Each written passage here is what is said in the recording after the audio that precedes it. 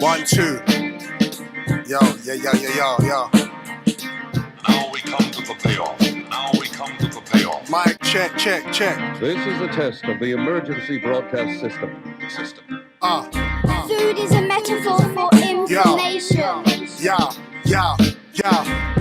get your head around this. The concept, 2 men about this. Drizzy, sack effect, freckles, respect rebels. We'll take the stairs, you stay there. It's next level. Put up the frame, they couldn't see the vision. I'll take the blame when it comes to fruition. From 4 to 3, and then we lost 1. I won't cause a scene, cause camera's on, son. It's a fast-food podcast. You look up, understand. You're in the dark with the sharks, it's a bloodbath. We got the mics, it's a fight, had a tough start. Now got the stripes, it's in sight, it's all love car. Morgan Heights, it's food for the mind. A feast for the palate, you can eat the design. Serial killer with a splash of cold milk. These men are built on weight, lactic acid, hold skills. Yo, give me the space, we need the mic. You know the vibes, Camera, action, lights.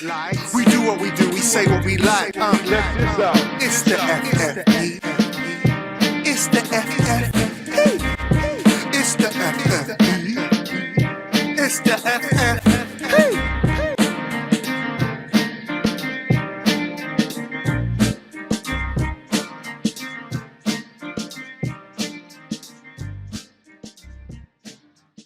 Don't ask the next question because it's gonna happen. She knows who she is. It's all good. Yeah. I know how this guy thinks. Would you care to? So I'm not gonna name names, but yeah, You know definitely. me too well. You know me I said, too. bro, he's Preemptive strike. Babe, there's no one I would want to get back with.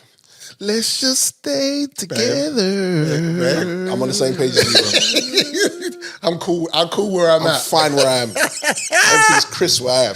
Hey, can we give Hakimi the Man of the Year trophy? No. Can we not? No. Don't. I don't know what's going on here. Don't, because Why can't we give him the Man of the Year? It's a valid question. Why? Okay. Joe is go on, Joe. Talk to us. what, Drizzy? Yes, sir. You know, in the past month, what he was accused of, right? No. These are the things. That's why, bro, you have to read the room, right? If everyone is not collectively posting about a certain person, you have to wonder, how come I'm only getting this side of the story and not the rest, bro? Right. Can we just skate forward, please? Okay. And we'll circle back to this at a later date, should certain convictions. To be fair, he did try to save that. Save you. Did you know, I stayed quiet. I stayed quiet because Joe flagged that. Is it peak? Hardest R, bro. Okay. Oh, word? Okay. And that article was fake, by the way. Oh no. Okay, we'll come back to that. No, we ain't coming back to that. We don't have to. You come back to that after I leave. It was fake. All them weirdos online that were getting hard-ons from. No. Oh gosh. No. We got to talk about it now then. Hey, it's the top of the pod, so it can get cut out if it needs to. You know what? You make the call, Drizzy. It's season. It's a new season. If we're going for it, We'll just keep it between the 3 of us, and we'll leave our established guests out of it. I'm just here for the comments. So he could just go, "Oh, I'm learning something new today." Right? Okay. Let's proceed to get them what they need. All right. So set the dinner table. I'll put the plates down, and then Jojo's gonna serve up. Yeah. Okay. All right. So I'll tell you a story. In the last episode, right, I mentioned my car got stolen. Right. Boom, boom, boom. Fast forward, wifey's called me. We want to get a new car. Okay. So Friday, just gone. We're like, okay, cool. Let's go to a showroom, look for a new car. We went to Renault. My dad works for the company. Nice. So he's like, look, go and get a Renault and I'll sort you out. Anyway, gone down to the showroom, sat down with a salesman and looked for a car that we liked. So we've looked around the showroom, boom, narrowed it down to one vehicle. Yeah.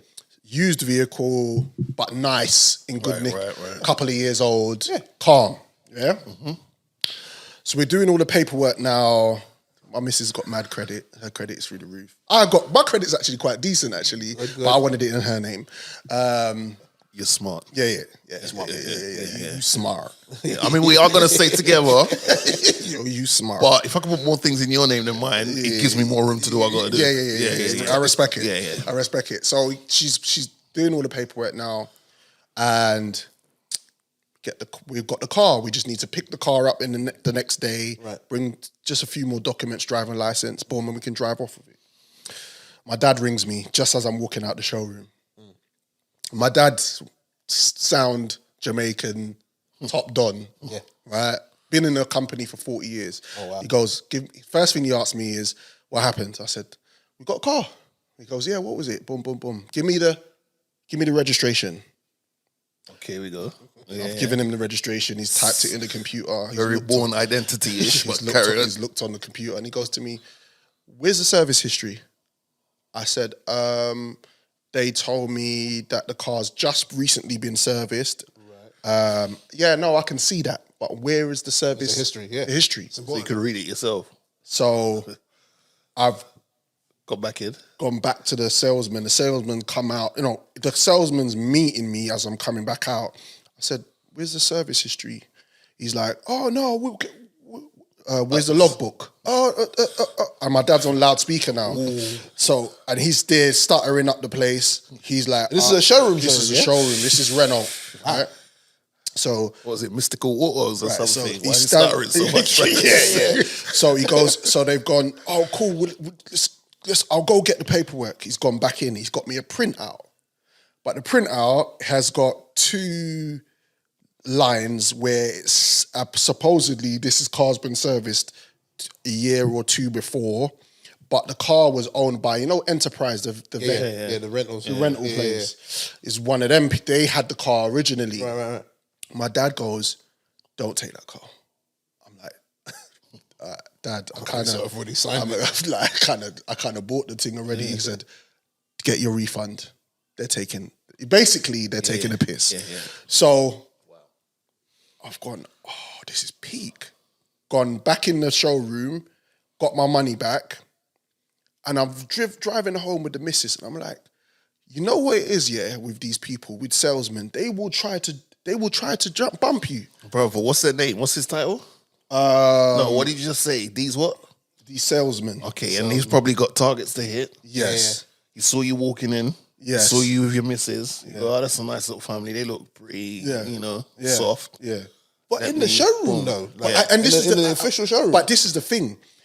In the official showroom, but before we went to proceed with the purchase, I told them, my dad works for this company.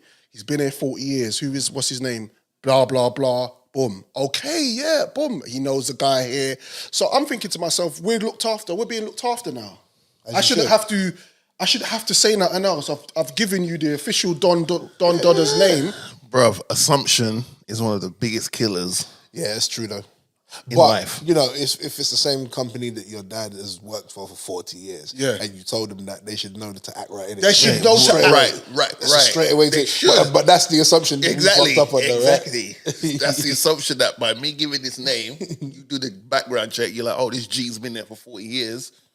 Let me make sure, if anything, I pattern him up properly so he can go tell his pops, yo, so-and-so hooked me up nicely. And that feeds back down, and then maybe I get a little promo. You don't want dad to come to the showroom. That feedback is we go to the showroom. Hectic. Exactly. So in the thing, long and short of it is they didn't get the sale anyway, and you can see how they will finesse anybody that comes into that room or to buy a car. So you got to be careful. When you're buying a car, really be careful. Do your due diligence. Yeah. Look at the car. Make sure that there's certain things that they have before you buy it. Yeah. And you can imagine how much people just go, cool, boom, because they just want to be on road. Yeah. And then it's a couple months down the line, a lot of paperwork. You're looking at Fred Flintstone pushing your car. So, yeah, but that's crazy. I see you growing out your beard again. You growing out you got the little mustache flex, the little goatee thing. You kind of. It wasn't by choice at first. Yeah. But it's kind of just like, obviously during the pandemic, I just let it do its thing. Mm. And I was looking crazy. Mm-hmm. I had a few, just keeping it a buck, because this is what we do on this pod. Couple of DMs starting to show up. Yeah. I was like, oh, all right. I might raise no fool. All right. Yo, if this is something I could maintain and you like it, then it's a win-win. Capitalize off that. Yeah. But you know, it's more case of like, a lot of time people telling me, oh, it was kind of like, how old are you? I said them how old are you? And they're like, oh, what? And it's like, oh, I don't believe you. And I always had to prove my age to them. So I was like, whatever. So I just let it grow. And I was like, you know what? One time, just let it, do you know what I mean? So at the moment, I'm just, for now, it can all disappear. But still. I'm letting mine grow out. Like, that's what happens. I cut it, and then I have to go. I hate that little middle pause. That little middle. That's not a pause. That's not a pause. You know, What you're doing, why you say middle, that's a pause. If you said you had a miggle, then it would be a pause. Yeah. But I said the middle. Yeah. It's cool. Yeah. You know that. Just stop doing it with your hands. You know the regrowth situation where you got to wait for it to kind of right. I hear you. Trim it and that. Because I couldn't get the sideburns bit. So I think that's the universe telling me, while you have unlimited hair to grow, like I could cut my hair and it'll grow back quick. I'm not giving you the blessings of the sideburns. You can't have it all, man. You know what I'm saying? You can't have it all. That's. So I'm saying. So I'm comfortable with that. You know what I mean? That's like good, I've just accepted this is how it is. You know what I mean? All right, so we're not going to talk about Hakimi. Well, I mean, I thought that Renault was going to. That's what I thought. I thought the car story was going to end up at Hakimi's but yard. You know what? He swerved it. So I'm just keep it moving there, isn't it? The voice of reason's gone very quiet as well. Let's keep it moving. Joe already said what he said. Yeah, that's true. He's like that. You'll notice during the pod, once he talks, kind of makes things official. Anyway, let's start the show. Fast Food Podcast. We're in the building right now. Let's do it like this. This is the Fast Food Podcast. He goes by the name of Drizzy Sackafet Freckles. And he goes by the name of Morgan Twerk Franklin Heights. Listen, we are your two illustrious co-hosts today. And food is a metaphor for information. And we are here to bring you food for thought, soul food for the mind, and a feast for the palate. Before we kick off the show, we are available on all DSPs. That's Spotify, iTunes, Google Podcasts. Don't forget, we are also on our YouTube channel, which is Fast Food Podcast TV. Episodes drop after the audio, about 2 or 3 days.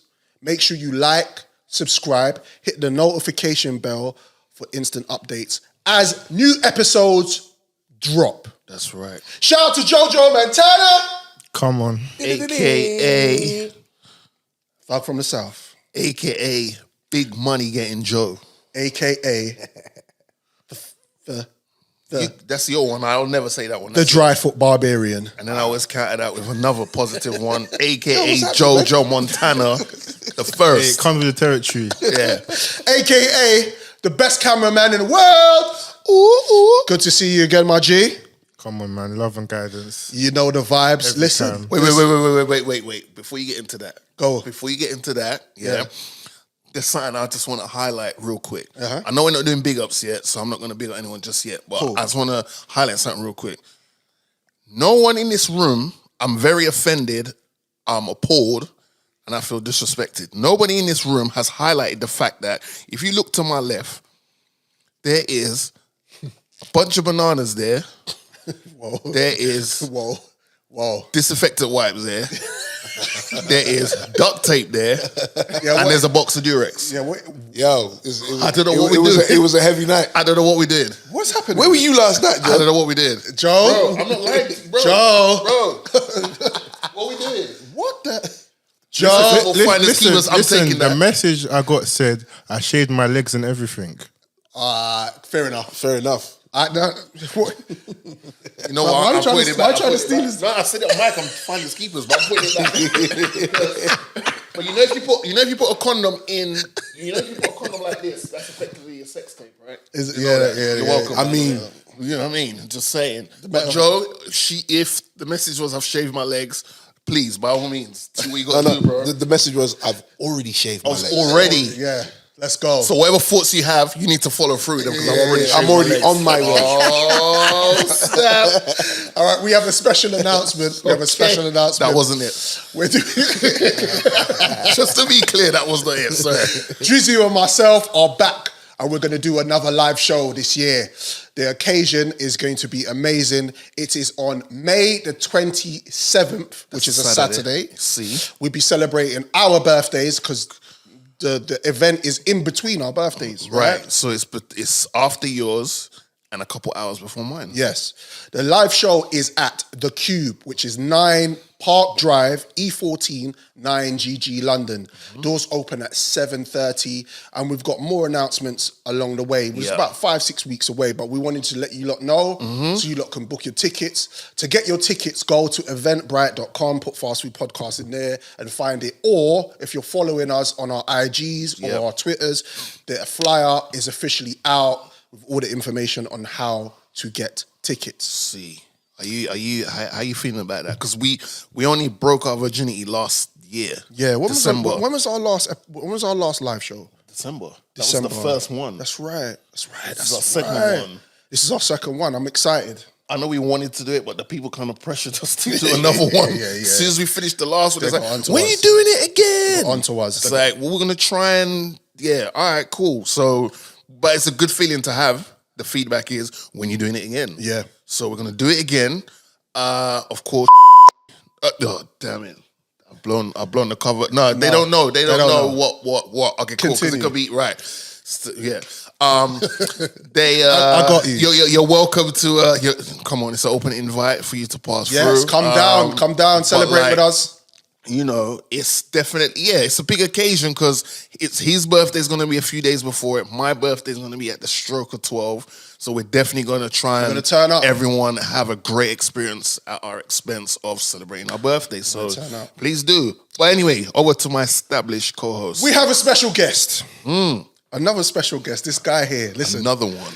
The thing about it is, let me tell you a story. This gentleman I met at least between 1999, the early 2000s, up at a place called YCTV in Ladbroke Grove. Wow, was that what it was? I walked into the building with a black trench coat, Versace jeans, and shoes. Why? Madness. Because not only was I a rapper, but I was heavily into House and G. Okay. And that's what we wore back then. And it's weird.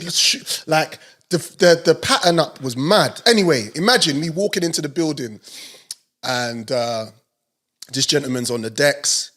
I've, for the first time, met Michael Parkinson. Because, I remember that's where I met him. Sorry, Karen. And Michael Parkinson is in full fatigue. Yeah. Full fatigue. Army. He's looking at me like, bro, who's this Donny in straight jeans? And I would ask the same question as well. Yeah. I think I was there. I was with Stevie Wonder, and he asked me, "Who's this Donny that just walked in dressed like that?" And I was like, "Stevie, what?" I had the sporting wave. Oh my I had the vibe.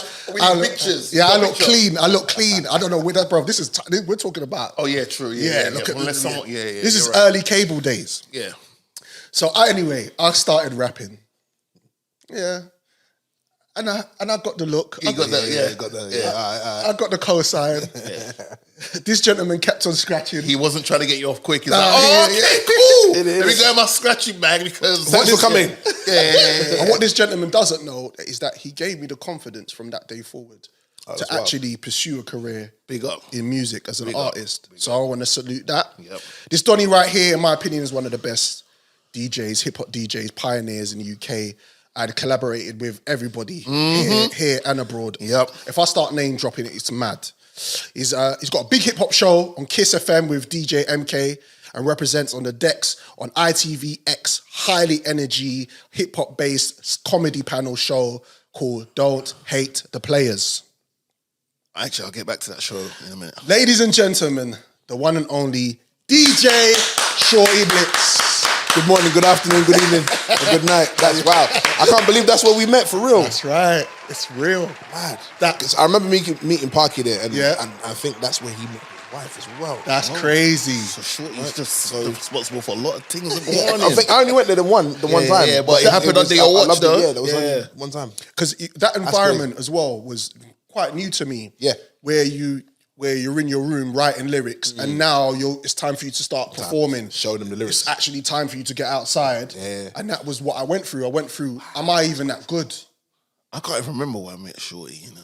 Yeah, where do you meet We've Shorty? crossed paths so many times. I Many can't times. pinpoint the exact time. It must have been in one of those. It had to be in a club. Has to be. I was about to say one of them, low lighted, speakers blasting establishments. But it's just always one of those faces where you may not expect to see said person, but when you see them, you're like, it's always love. That's a friendly face. Go dap him up. Do you know what I'm saying? What I respect about Shortee Blitz as well is he's not standoffish, and he supports you. And I've always been able to send him music. I've always been able to let you know that this is what I'm trying to do. And even if it's like, okay, he's not sure about the record, he will give you feedback. That's what you need. But he's always been a representation of what is real in music. Is he? Let me see. Which DJ could I? I don't want to compare him to anyone in particular because he's his own DJ. Right. But if we were to say, all right, here's a lineup of DJs that we feel are the equivalent to these lineup of DJs in America who are on radio. So we're gonna be very specific. Right. I'm saying I'm going to the one that just jumps out of my head. Let me see if we're thinking the same person. Go on. Fuck Master Flex. Word. My guy. That's big shoes to fill, boy. Yeah, but Shorty, I think, you definitely need your flowers, which we'll give you later. I appreciate it. But for sure, definitely. More flowers. That's the flowers you just gave me just now. No. We was just putting water on the seeds. Your flowers are coming later. But Sprinkling. Yeah. So welcome, sir. Thank you, man. Thank you for having me, man. No problem. We're just going to talk. We're going to chat. I'm here to shoot the shit with you lot. Let's do this. The TV show you do, Yes. you have particular consistent regular hosts on the show. I know where this is going now. Okay, good. Shout out to Lady Leisure. Yeah, shout out to Lady Leash. I just like the fact her accent is fresh. It just keeps it that way. I like that. All day. Yeah, you can never guess. You can never question, I wonder where's she from? She'll tell you every time. So she's just one of two hosts. The second host, yeah. Anyway, let's get into our talk. Let's before. Wait, you're not talking about Jordan, right? Jordan's cool. Shout out to Jordan, 23. I was gonna play Shout out to Jordan. Nah, because he's the host. He's the but, host. He's not the captain host, is Right, he? right. You know what I'm saying? Oh, you're talking but it's about the the other captain. person on the opposite side, a lady. That's why Shout I out to said Lady MGZ. Leisure. Of course. MGZ. MGZ. You know how many calls I get and Bro, that's family members as well. Hey, yo, brother. What can I do? What can you do? What can I do? That's what I'm trying to get. Where I can call that person MGZ. That's what I want to get to, He's bro. got a great job. He has. It's a man. great job. Got a great job. All right, before I say anything that's going to discriminate myself, let's carry on with the show. What you got? Jeez, man, say the MG. What was interesting is maybe 2 weeks ago, there was a conversation online regarding Jim Jones talking about Pusha T. Right. And the fact that he wasn't in his top 50. Right, so this came off the back of the Billboard Top 50 That's MCs right. of all time list. And what exactly was the actual category itself? I don't know. I just heard Jim talking less favorably about Pusha. Yeah. And Is there something there? I've got a hot take. Drake's man, isn't it? I've He's got a Drake's hot boy, take. so I've got a hot take. you know. Actually, no. Like obviously, Dipset, Yes. and Wayne close. Cool. That's right. Drake is Wayne's protege. Yep. You do the math. Yeah, really. But why can't we be objective in this situation? Because I'm thinking like somebody you should don't ask. think he's being objective? He's being very like. But that's what Wait, they're always like that though. interviews have you Him seen? and Cam are always like that though, innit? I've seen like 2, and there was a recent one on the Breakfast Club where he But- doubled down on even Oh, more. did he? I didn't see that one. No, He's like- because there's something he said, and I said, God damn, I can't even argue that one. Right. We're gonna get to that. We're gonna get. Okay. Hold on to that because Jim Jones comes across to me like somebody that knows his raps and knows about music and has been in the industry for a long time, so he's well versed. His resume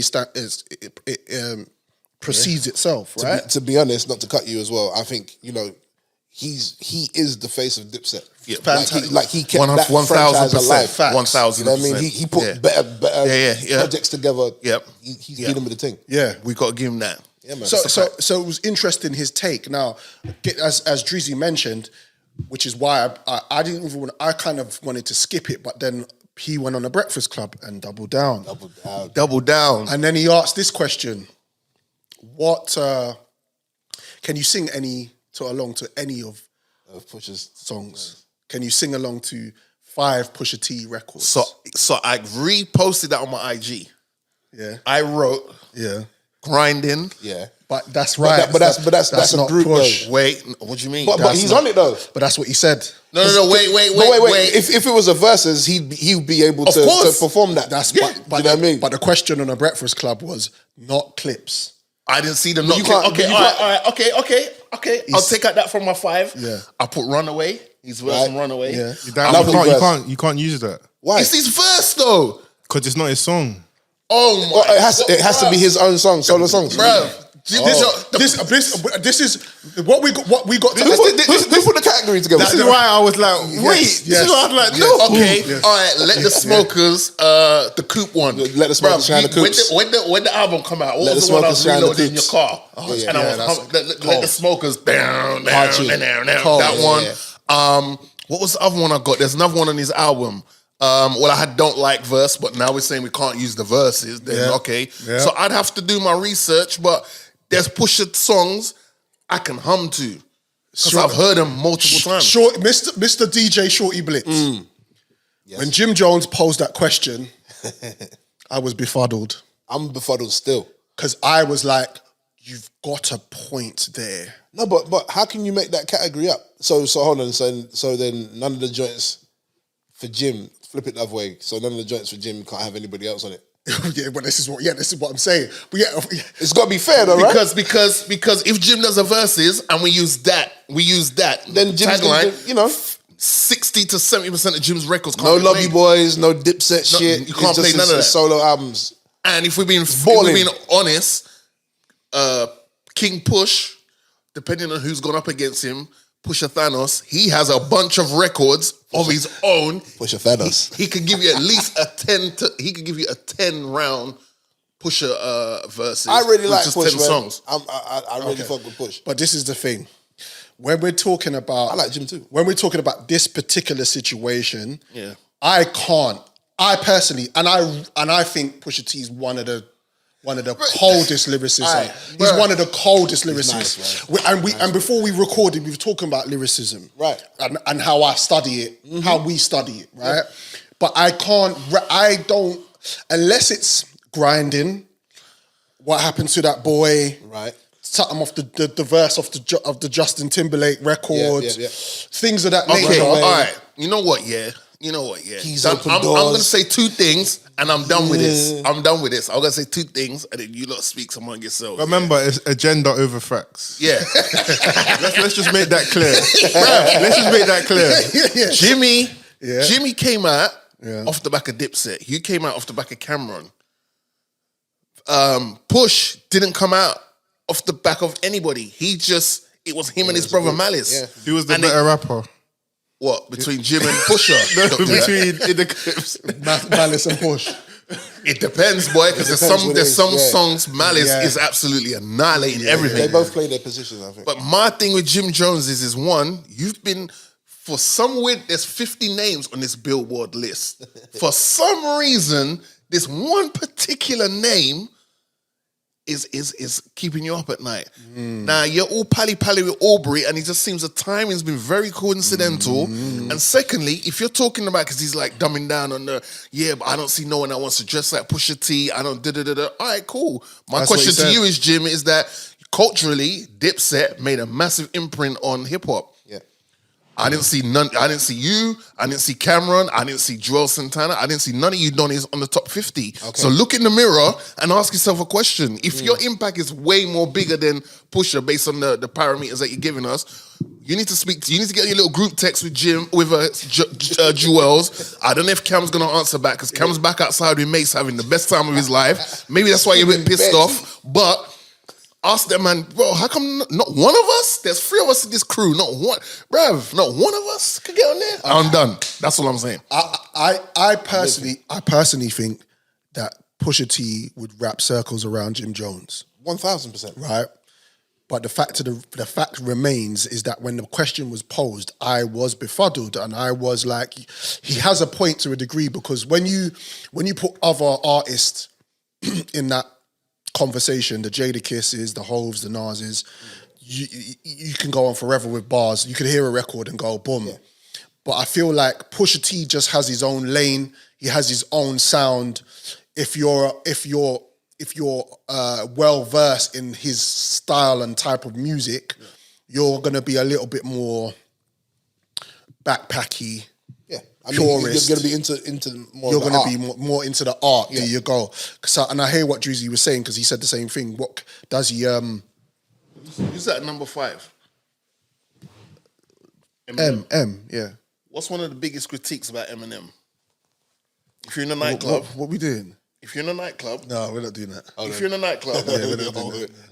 how many M songs can you Yeah, rap? bro, I could rap a bag of them, bruv. Eminem songs, yeah? I could rap. Yeah. I could rap his Early- first album. I could rap his early early ones. ones. Slim Yeah? Shady, I could rap that shit. The whole album. The first album. And how many of them songs Second in the album. club? Second album. Right. But he's trying to say the whole thing about not in the club records and I don't like the way. But yeah, but not Drizzy, I everything don't has to be in like. the I don't club. like- This is all about agendas. This Yeah. is all Yeah, about exactly. agendas. Because not everything has to be in the club. Thank you. Because There's music this is for all a separate occasions. pod we can do after if you want. Okay. Because, Afters. Yeah. because we'll be stuck on this for a good couple So I hours. said my 2 cents. Agendas is real. I'm here. I'm not going nowhere. Yeah. Good. Let me know. Because real conversations. I said Yeah, my 2 we- cents. I think I do. In conclusion, I do think that Jim Jones is disrespectful. Yeah. But he knows he was being disrespectful. And you can tell his tone. But he's coming across on the Breakfast Club like, oh, why is everybody getting at me? I just have an opinion. I've got an opinion. My thing is, Jim Jones, you're not even in my top 50. Yeah. So he won't be in Pusha's top 50 either. So like the fact that you use that as a conversation or a talking point is a little bit disgenuine. What's the word? Disingenuous. There you go. You know what's funny? You know, Jim just dropped a new album. Of course he did. The podcast. Snoop Dogg was at the O2. Uncle Snoop. Yeah, Uncle Snoop was at the O2. Talk to me. Absolutely. Bruv, this thing was meant to happen like 2018 or 2019. And it was rescheduled that many times. Really? Right. Bro, I'll be honest with you, I was mad disgruntled with the amount of times it got pushed back. Obviously, the thing happened in between that. So Did you buy tickets and then you had to get refunded? No. They just, you could refund it if you wanted to, or you just keep it for the new day. So I was like, I'm keeping it. I've never seen Uncle perform, so That was your first time seeing him? That was my first time. So I've always missed him. He's good on stage, man. He's Yo. great on stage, actually. Talk to me. When I tell you, I've only got one criticism of Uncle Snoop. What? Was he did 2 records that I was like, bruh, why are you doing these 2? I understand the market. He had to do them. It's smart. What was it? It was although I do like the video, it was the California Girls verse, Katy Perry. Okay. Where she was walking around like a snack and she, And the second one was the David Guetta song, Sweat. I just wanna see you. Yeah. And it came on, I was like, God damn. And then there was these girls besides us who stood up and they were in their bag. And that's exactly why. And then I understood. So I changed my, bruh, I want to hear some weed and some bullets flying and stuff I get it. However, one of my favorite verses of his on a song that is not probably in a lot of people's, it's my favorite song. He did a tune in Mariah Carey, called Say Something. Yeah. And Neptune's beat. They filmed it in Paris. Yeah. Bro, Oh, yeah, I that remember tune that. is that is my tune. I was like, Banger. bruv, when you get your little R&B bag, Snoop, I beg you, even if it's just for me, just drop that bar, that verse. He didn't drop it. I was like, all right, cool. But you gave us Sweat and California Girls. All right, cool. Killed it. Have you met him? Yeah. It just reminded me, he is the most famous rapper. I was on the about to planet. ask you, is he the most famous? He is.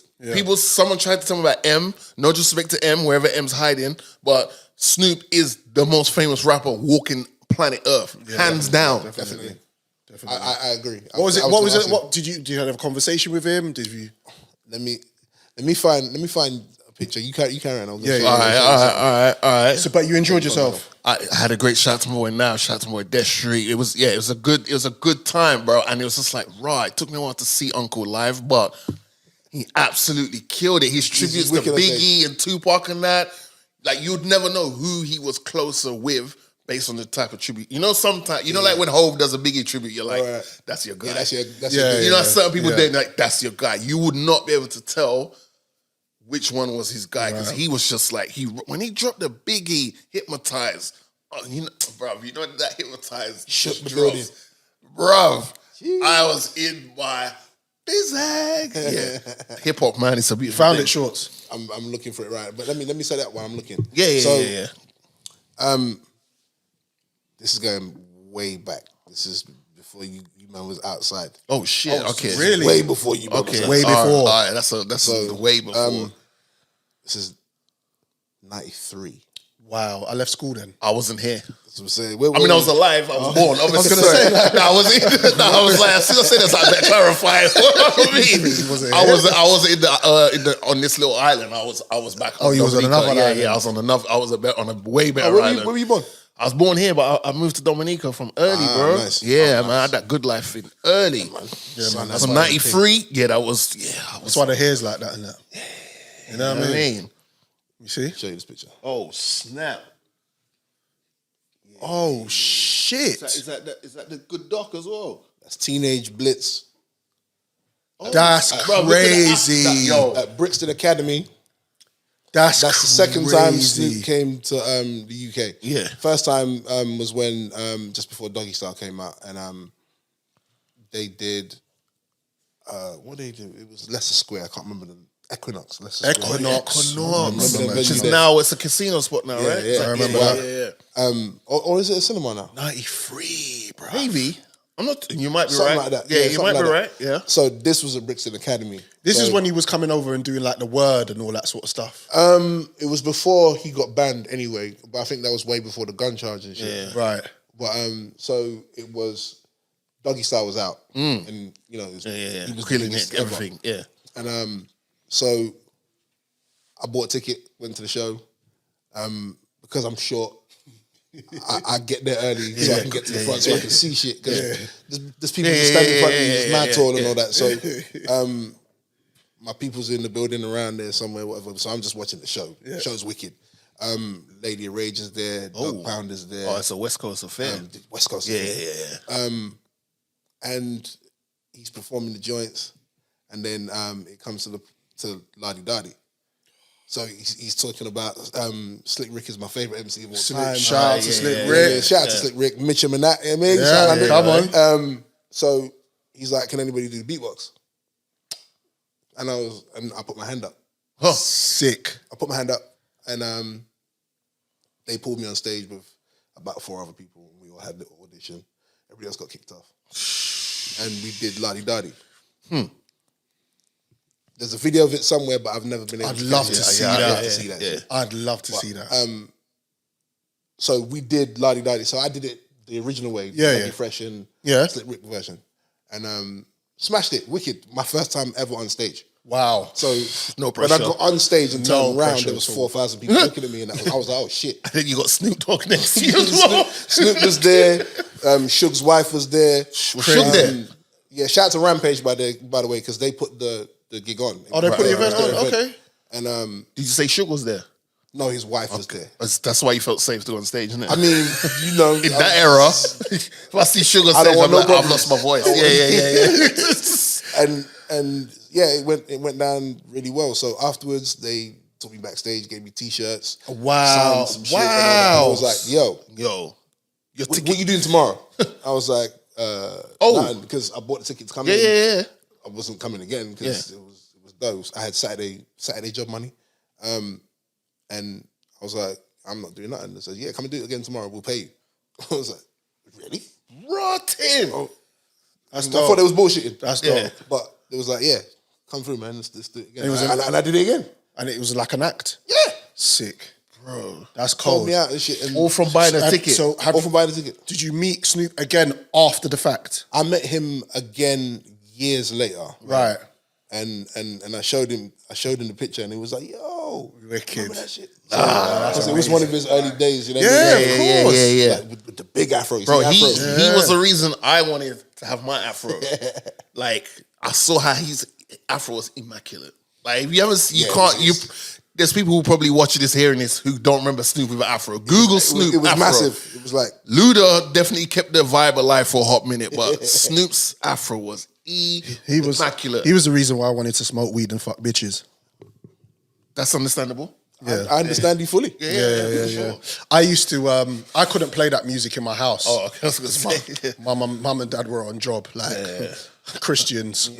Couldn't do that. Hardcore. But what I used to do, I had the tape, Of course. and I would record it onto another tape and cut the swearing out. I was doing the edits. Early. I knew, and at one point in time, that Snoop Dogg Doggy Dog Style album, I knew word for word. Man. Yeah. I knew word for word. Bro, you missed out. That, bro, as an editor of bro, that's a job, you know. They pay. Yeah, that's a. Because you're sitting there and you're going, And now the streaming platforms, they give you both versions now. That's innit? right. Well, If you're lucky, yeah. yeah. Some songs they just so I could play it in the Of yard. course. No, I respect Just that. so I could play it in the yard. But that album there, What an album. revolutionary. Have you It had still sex sounds with that dope album? to this day. It does. If you listen to it at any time, if you listen to Gin and Juice, the Yeah. way it's all mixed as well, it's just Time capsule. Time What capsule. a time. There's What a certain time. albums that just remind you what it was like outside, and you just have to go, 100%. what a time. What a time, bro. But you skipped past my question. What was it? Have you had sex to that album before? No.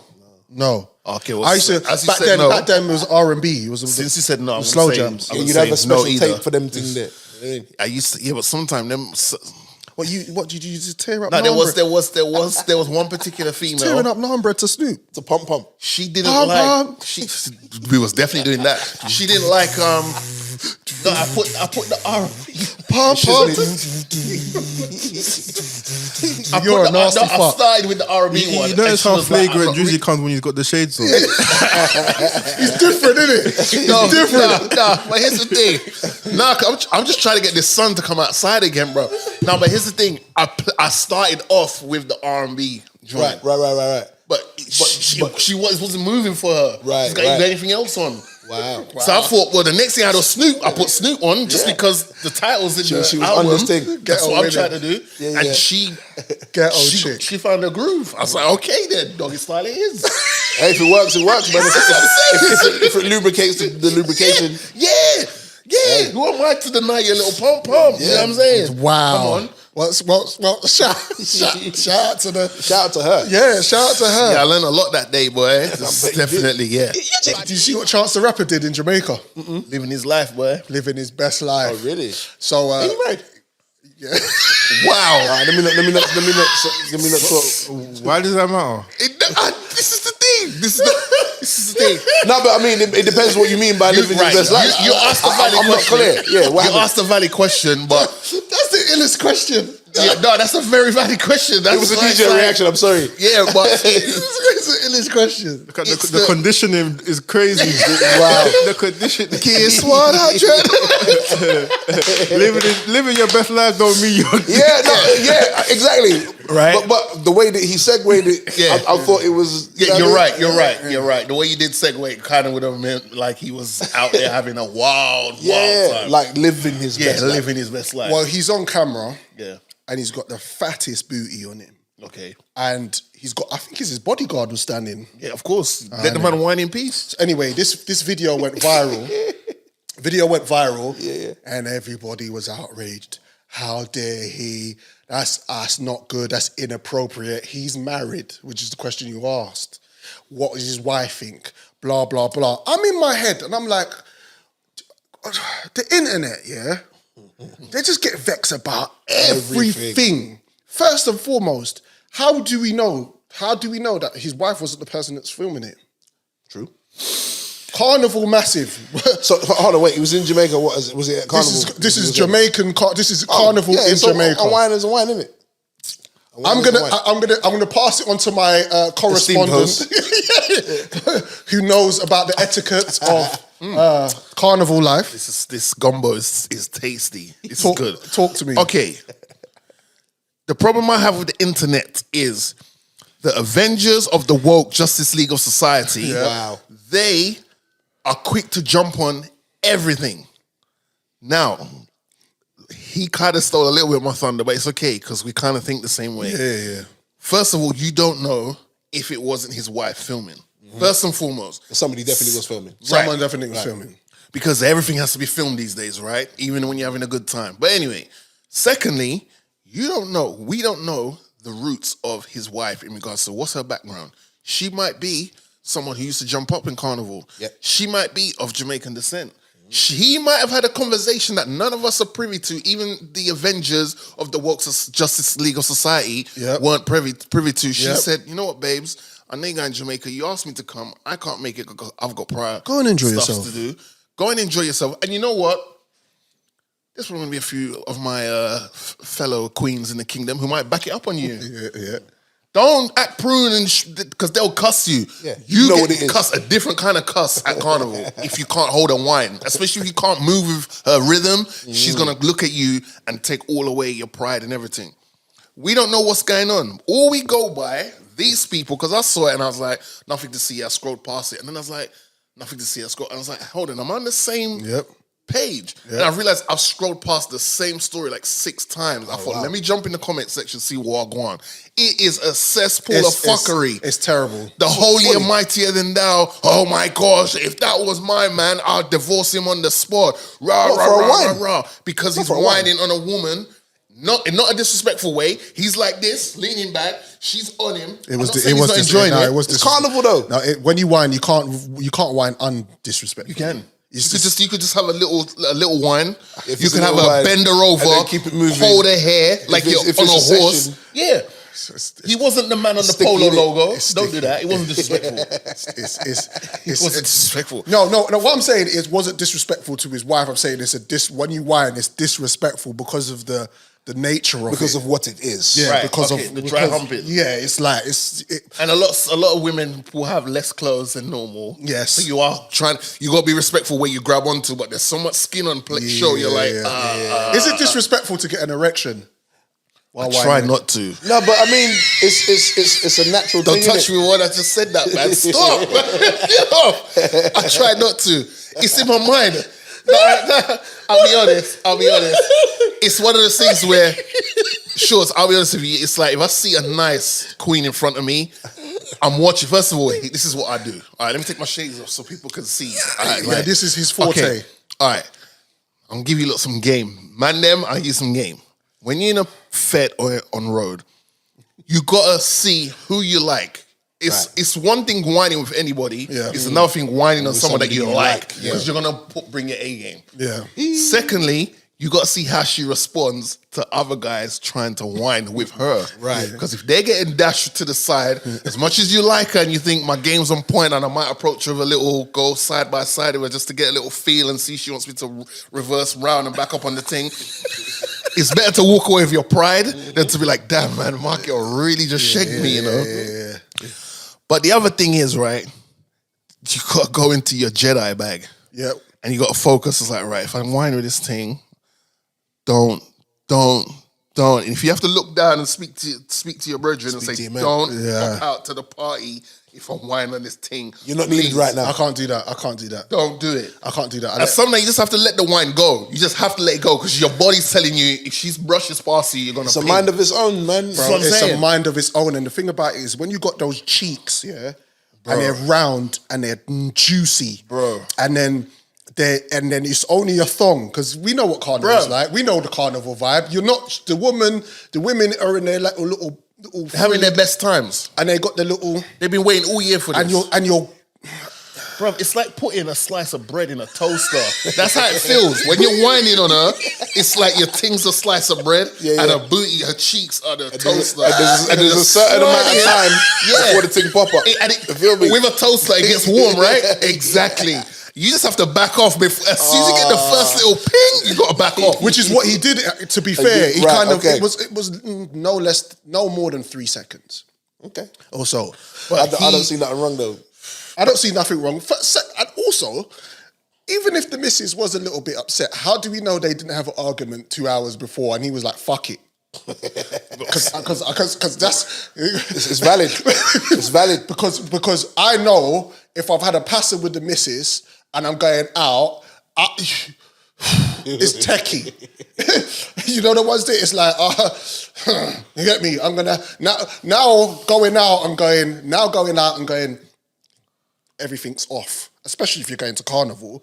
And this is the thing with carnival. What goes on in carnival really should stay in carnival. The person who was recording, that's a bit out of order. If that's not his missus, That's a right? bit out But of here's the order. thing, though. Here's the thing. The sad It's thing like, is, it's like Las Vegas. if that's his missus who recorded it and she put it up on her own page, someone's obviously gone in there, ripped it, and they've made a story out of it, a narrative, right? But the thing is, it's just like, it's carnival. Like, a dance is not a relationship. Yeah. Like, I don't drink, but I like wine. I like big butts and I just can't lie. Yeah, I don't drink, but I like wine. So when I'm at carnival, I like to grab a wine or two. Do you know what I'm saying? At the same time, there's different styles of wine. You could be very calm with it, like you can be respectful. Yeah, you can definitely tilt her head forward to let her know if her laces are untied while you're still daggering. You could do that. You know what I mean? Or you could go side by side, put your arm around her, just have a little, keep it moving. Facts. But we wouldn't be the Fast Food Podcast show if we didn't play Angel's Advocate. I like that. What I like if that. the shoe is on the other foot? So you're with your missus, you and your missus jumping up together, you know, your security guard's there because you're security, Not because you're shook on that, but it's just like, you just want to enjoy certain things with peace. I don't know to come over to say, can I get a picture, please? Not now, I'll take it in a minute. I'm just in this groove where someone's killed. We're making a child tonight. It's just going back off. up. Right, but if you were filming your missus, just filming her like that, and then this Donnie just comes out of nowhere. And Trevor comes over. Big Trev. Big Trev. You know what I mean? Or Winston, because it's Jamaica Carnival. That's a big Trev. and comes in and just starts whining on her. How do you respond? If I've got security there, the security does the removal stuff. So he would have to be removed? Yeah, of course. Unless I've co-signed the fact that my missus is going to the carnival and I allow her. I say, babe, yeah, go on, you can wine couple. Calm. But if I'm there and random Donnie just comes through, I'm not But really... but your missus has been receptive to it though. You're putting me... She's moving mad. She's moving mad. When you're there. No, wait. Put the shades back on. Put the shades back on. Yeah, I like him, you know. I fuck with him, you know. We told you. This guy. We told you. We told you. He's a sniper. But the thing about it is, Wow. Wow. Shit. Man said put the boot on the other. Nah, man. Them shoes can't wear, brother. 2 left feet. Shoes can't wear, brother. Okay, sorry. No, but just because you said like could have been his wife filming, so but you could say it's AI now anyway, man. You could say that. You could say it's AI. wow.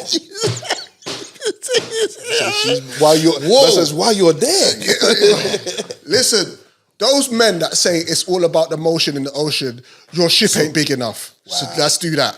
Fast Food Podcast, intermission period 1. This Fast Food Podcast, intermission period 1. This record is called Shine of Shortee Blitz, latest EP entitled Unafraid to Fall, featuring Talib Kweli, Homeboy Sandman, and Ricardo Williams. Check this one out. It's a banger. This is episode 6, by the way, ladies and gentlemen. Shortee Blitz in the building, special guests. Fam, we got more episodes. We got months. I know, man. We're working this season, innit? Consistency is the key. Shout out to Shortee Blitz. That record was called Shine. You need to check out the EP. Yep. Cold Blooded.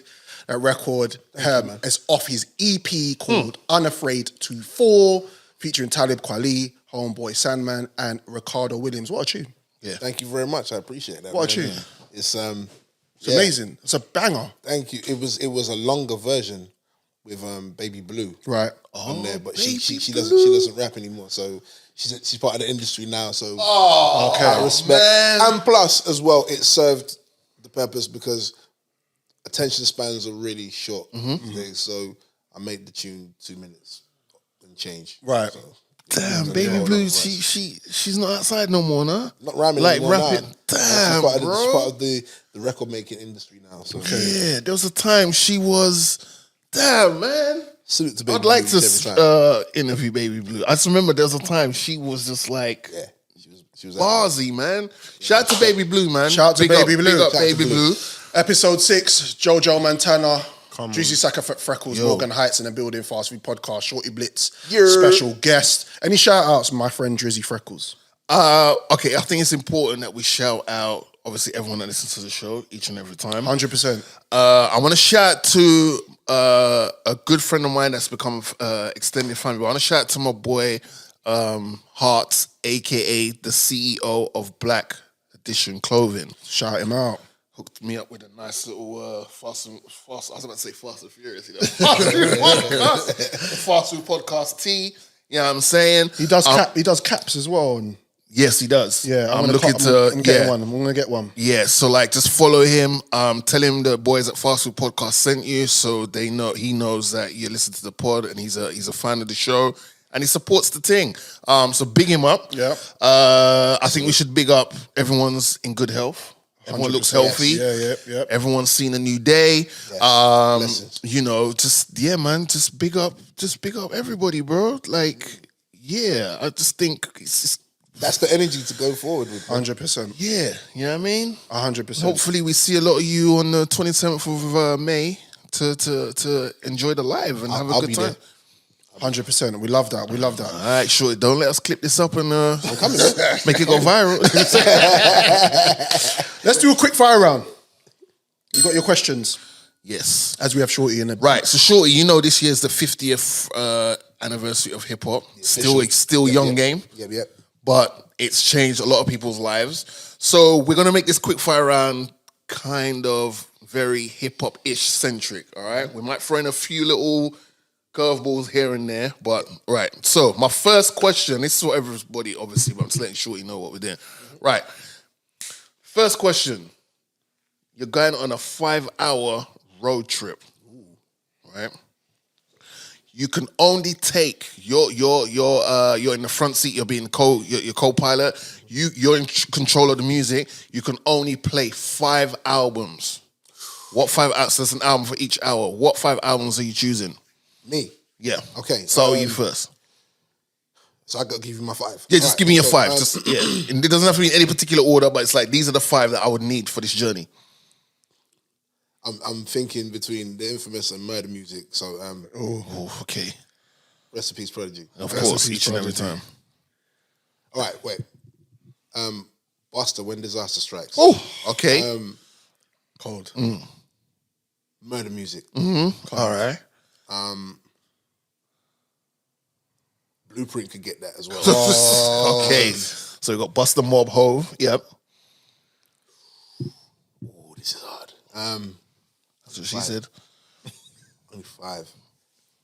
Me, I'm a Tribe fan, so Midnight Marauders. Okay, so you got one more? One more, damn.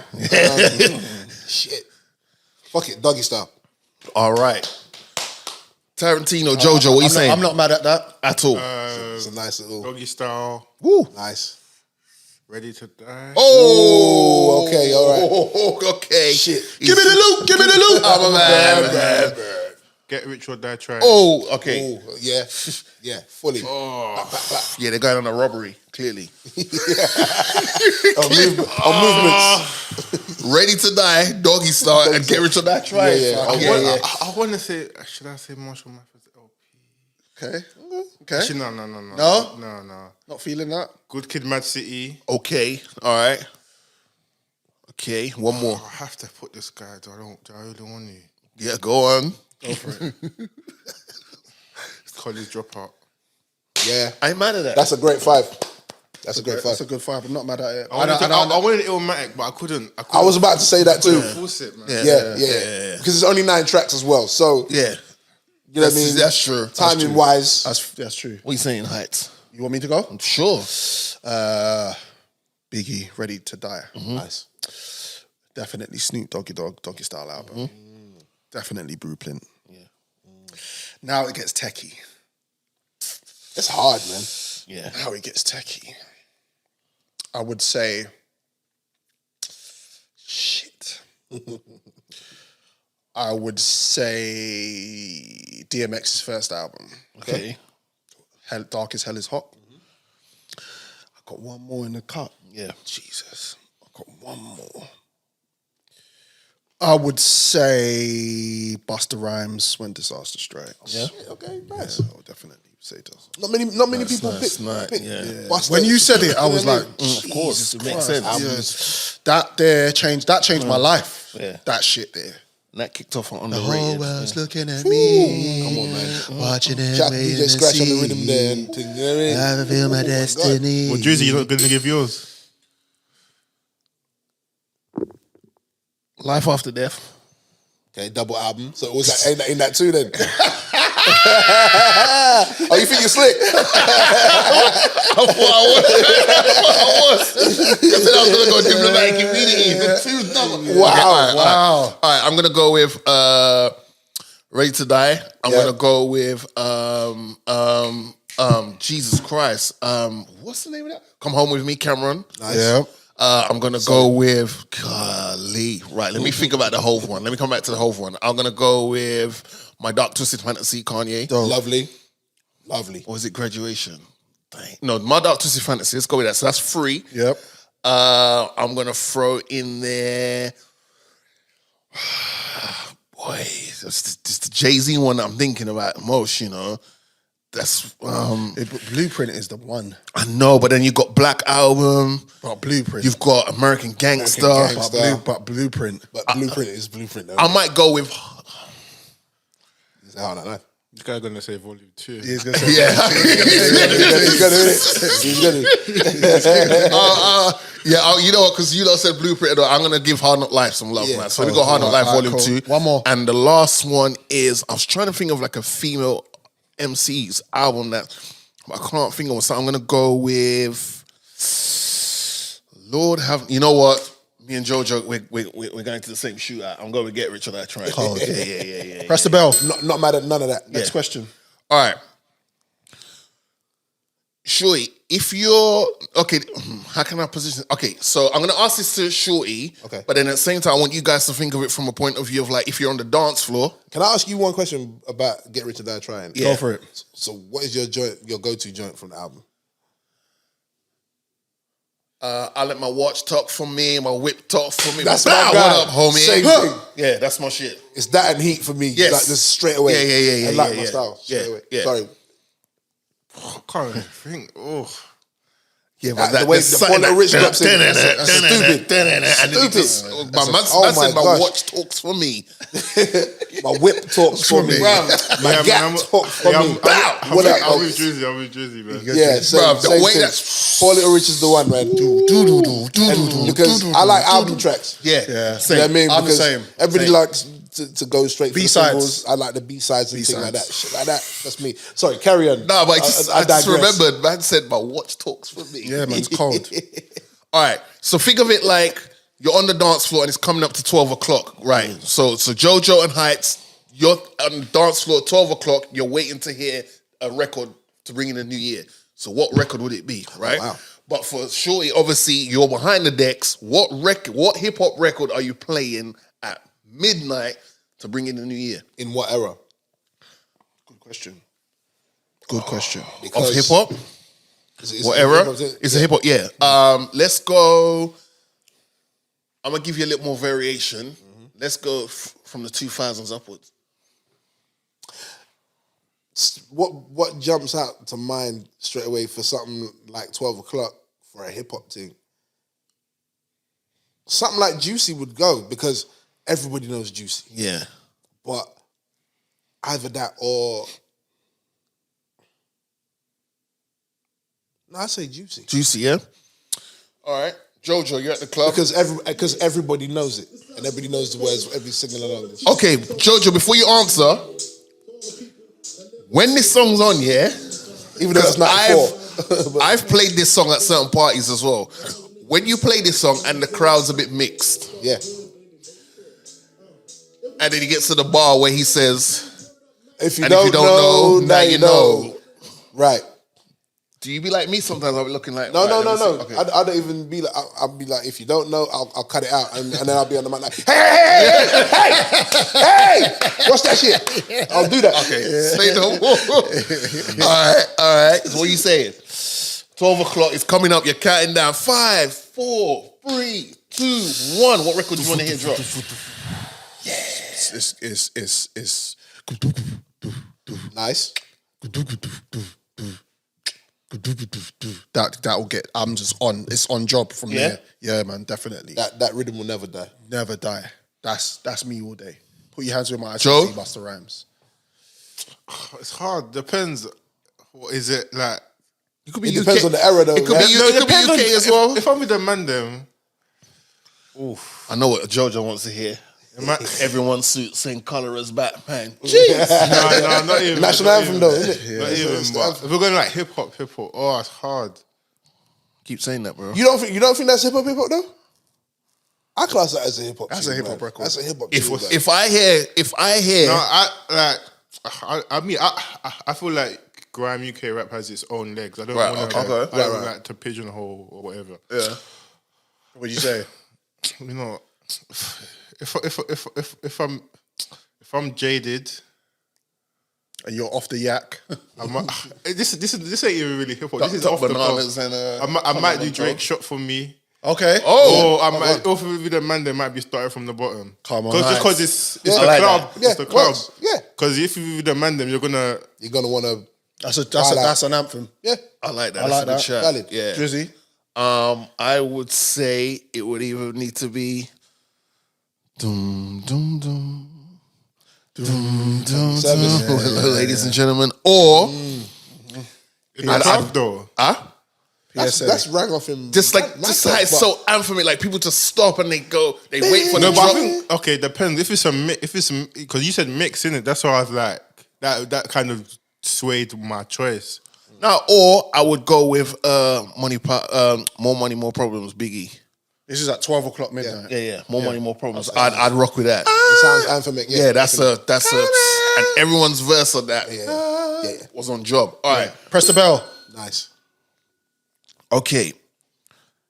If you could have a song produced by any particular producer and it can have only 2 artists on there, who's the producer and who's the 2 artists? Go around the room. DJ Premier. Damn it. DJ Premier is the GOAT to me. Yeah. Yep. Artist. Artist. Dang. And Shorty's going through the I mental know, roller. yeah. Because he's worked with a lot of people already as well. Yeah. That's crazy. Who would it be? All right, let me take it old school. Mouth on the mic, pause. Sorry. Yeah. I'm glad you caught that. I'd say making it old school. My favorite MC of all time is Big Daddy Kane, right? Wow. Okay. So Kane and Rakim. Oh, Wow. Produced by, Just on a selfish thing. produced by Premier. I'm not mad at You know that. there's gonna be like some MOP I ain't mad. ad-libs in there. So he loves I ain't the mad. ad-libs, boy. I ain't mad. Jojo Montana. Producer.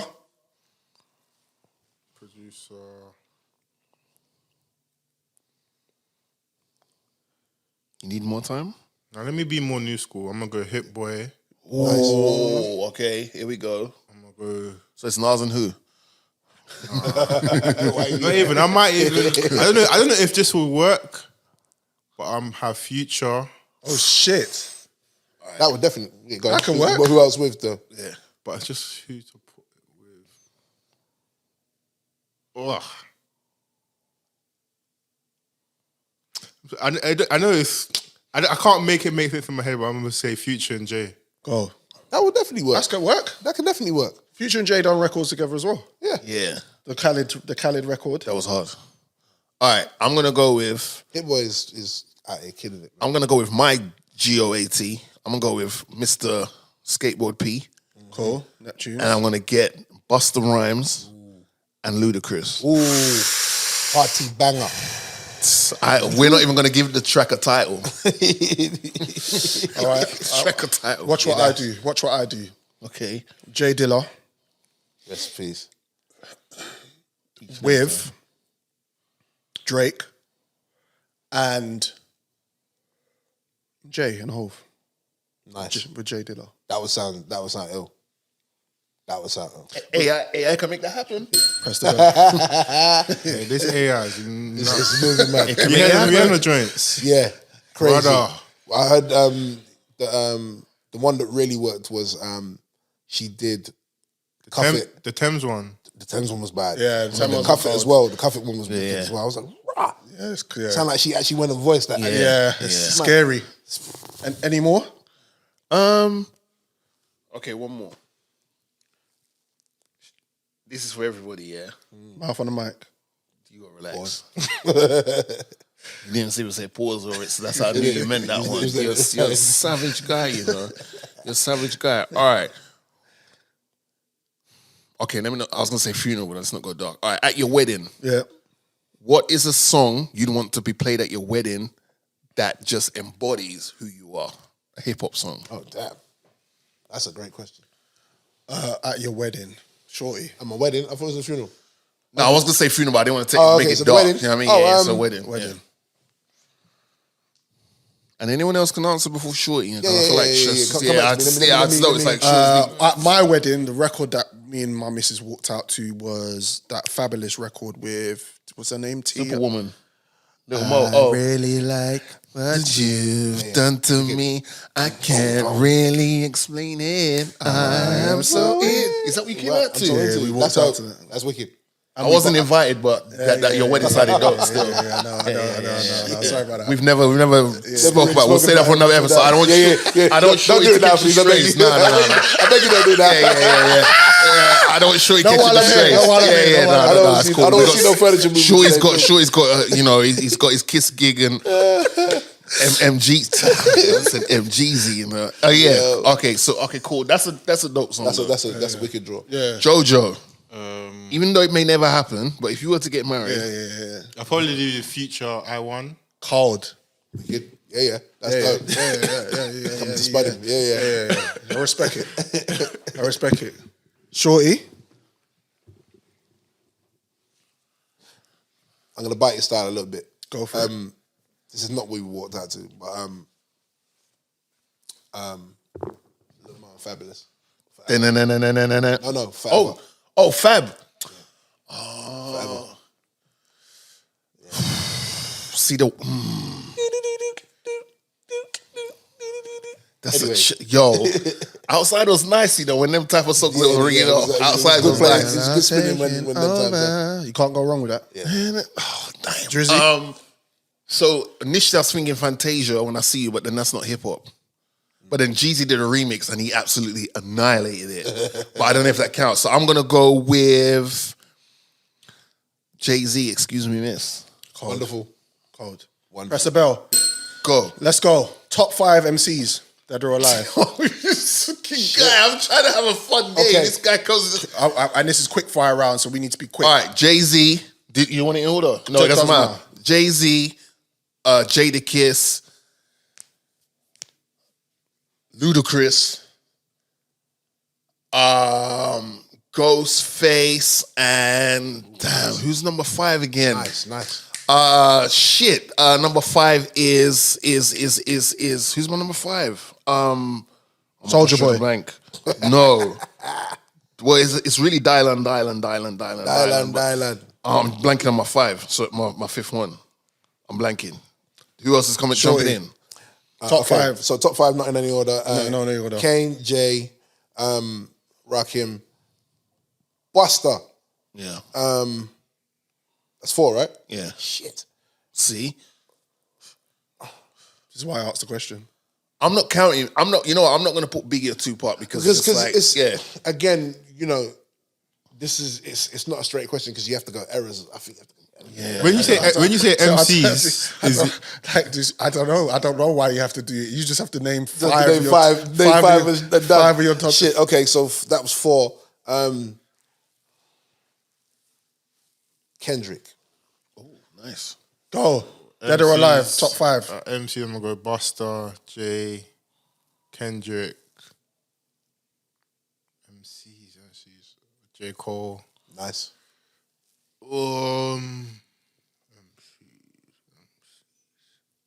Biggie.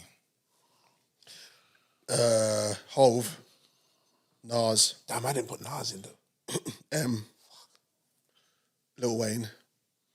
Jadakiss. That's what I'm saying. Yeah, that's why. Wayne won. Press the bell. Shit. The readings there. Okay. Name the video that you jerked off to. The hip hop video you jerked off to. Sure, I just want you to know I didn't have any questions. Right, I didn't have any questions. I didn't. Yeah. I didn't. Shorty, on your behalf, I'm going in lawyer mode. On behalf of my client, he does not need to. No comment. But Jojo, but Your Honor, we found some new evidence. Let me just say that I was a fan of Ice-T's album cover called Power. Google it. Yeah. Power. Yeah. Press the bell. Was that Coco wasn't on that? Was she? No. That was someone else. Darlene. Yeah. Favorite era. Hip hop era. My favorite era would be late 80s, early 90s. Sorry, 1 second. My favorite era was 86 to 92. 86 to 92. Fuck. That's very real. specific. Just, Yeah. Wow. Okay. 86 to 92. 2002 to 2015. Am I allowed to say that? I mean, I did. Fuck it. Yeah. Yeah, that's your era, you know. That's your era. I'ma say 94. Oh. Because obviously 94 we know what great, dropped. yeah. Great, yeah. I'ma say 94 to 2000s, maybe. Yeah. I respect I think that's a nice. I think everyone's era's got a nice blend of what was foundation. But He also- said favorite, not best, innit? So no, for real. Yeah. I'm similar to you. I'm 93 Okay. to 2003. That 10 years. That's all. woo. That's Woo was 93. Yeah. That's that. Nas was 94 though, right? 94 as well. That's what I was thinking. But Woo was 93. 93. That Wu-Tang Clan is the reason why I'm here. Yeah, and I just sidebar just wrapped up the Wu-Tang American Story on Disney Plus. I haven't watched Great the last. series. I haven't watched the last. I think you'll enjoy series it. yet. Yeah. Last question, quick fire round. Where was you when Biggie died? Can you remember? I was in Brixton. Can you remember where you was standing, doing? When I heard, I was coming out my house. Shit. So I do. Yeah. And you heard via someone telling you. Someone told me, and then obviously, how did we verify it back then? It was Like radio, right? Yeah, it had to be radio. Radio, TV, I had radio news. Yeah. I think it was on the news. Yeah, for It sure. was on the news. For It was sure. on the news, that evening news. Yeah. Or maybe teletext. Joe, you would have been very young. yeah, I think I would have either been in the car waiting for my mum to come because my brother was born like a couple months after. Yeah. Right. I think I was waiting for I would have been at home or waiting for her in the car while she was at an appointment or something. Right. I believe I was still in Dominica, and it was Lent season, right? Because he died on March 9th. So that's Lent, huh? So I was just following the ways of the Lent season, man. And you overheard it. Would have been them times with a radio thing. It would have been radio because obviously in the Caribbean, so we're closer to America and all that. So or it would have been on one. We get a lot of the cable over there is all Americanized cable. Yeah. So it would have been on one of them platforms that we got the news. But definitely for all the good in hip hop, definitely one of our lowest points, man. Definitely. Yeah. Did any of you get to see him live? Yeah. He did. Yeah. R. Kelly. Oh, Kelly. Supporting R. Kelly at Wembley Arena. Damn. Yeah, I didn't get to that show. Supporting I went to the at one the in, time. Supporting act when he had the yellow puffer. Just did Get Money. Get money. Yeah. Just did that. I remember this. I heard when they announced it on the radio, and I was like, "That I can't." I was sitting on the floor watching the TV, listening to the radio, and they announced it, and I was just like, "This is mad." Yeah, Unbelievable. it's crazy. Yeah, crazy shit. I do know I was definitely shocked, but obviously Pac was before him, innit? Yeah. But it's mad to say because when Pac died, it didn't resonate like it did. it didn't resonate. It didn't resonate. I don't know what that was. Even though Pac, I liked him as he was. Yeah. I wasn't the biggest fan of his music, though. Right? Yeah, same. Do you know what I mean? I'm being totally honest. I'm probably gonna get gunned for that shit. No. We share your sentiments and we get dissed all the time. Like, there's a few of his songs I really love. Yeah. But I was never a Pac fan. I was more into barring MCs and quite frankly better beats. Yeah. So Keeping it 100. That was a quick fire round.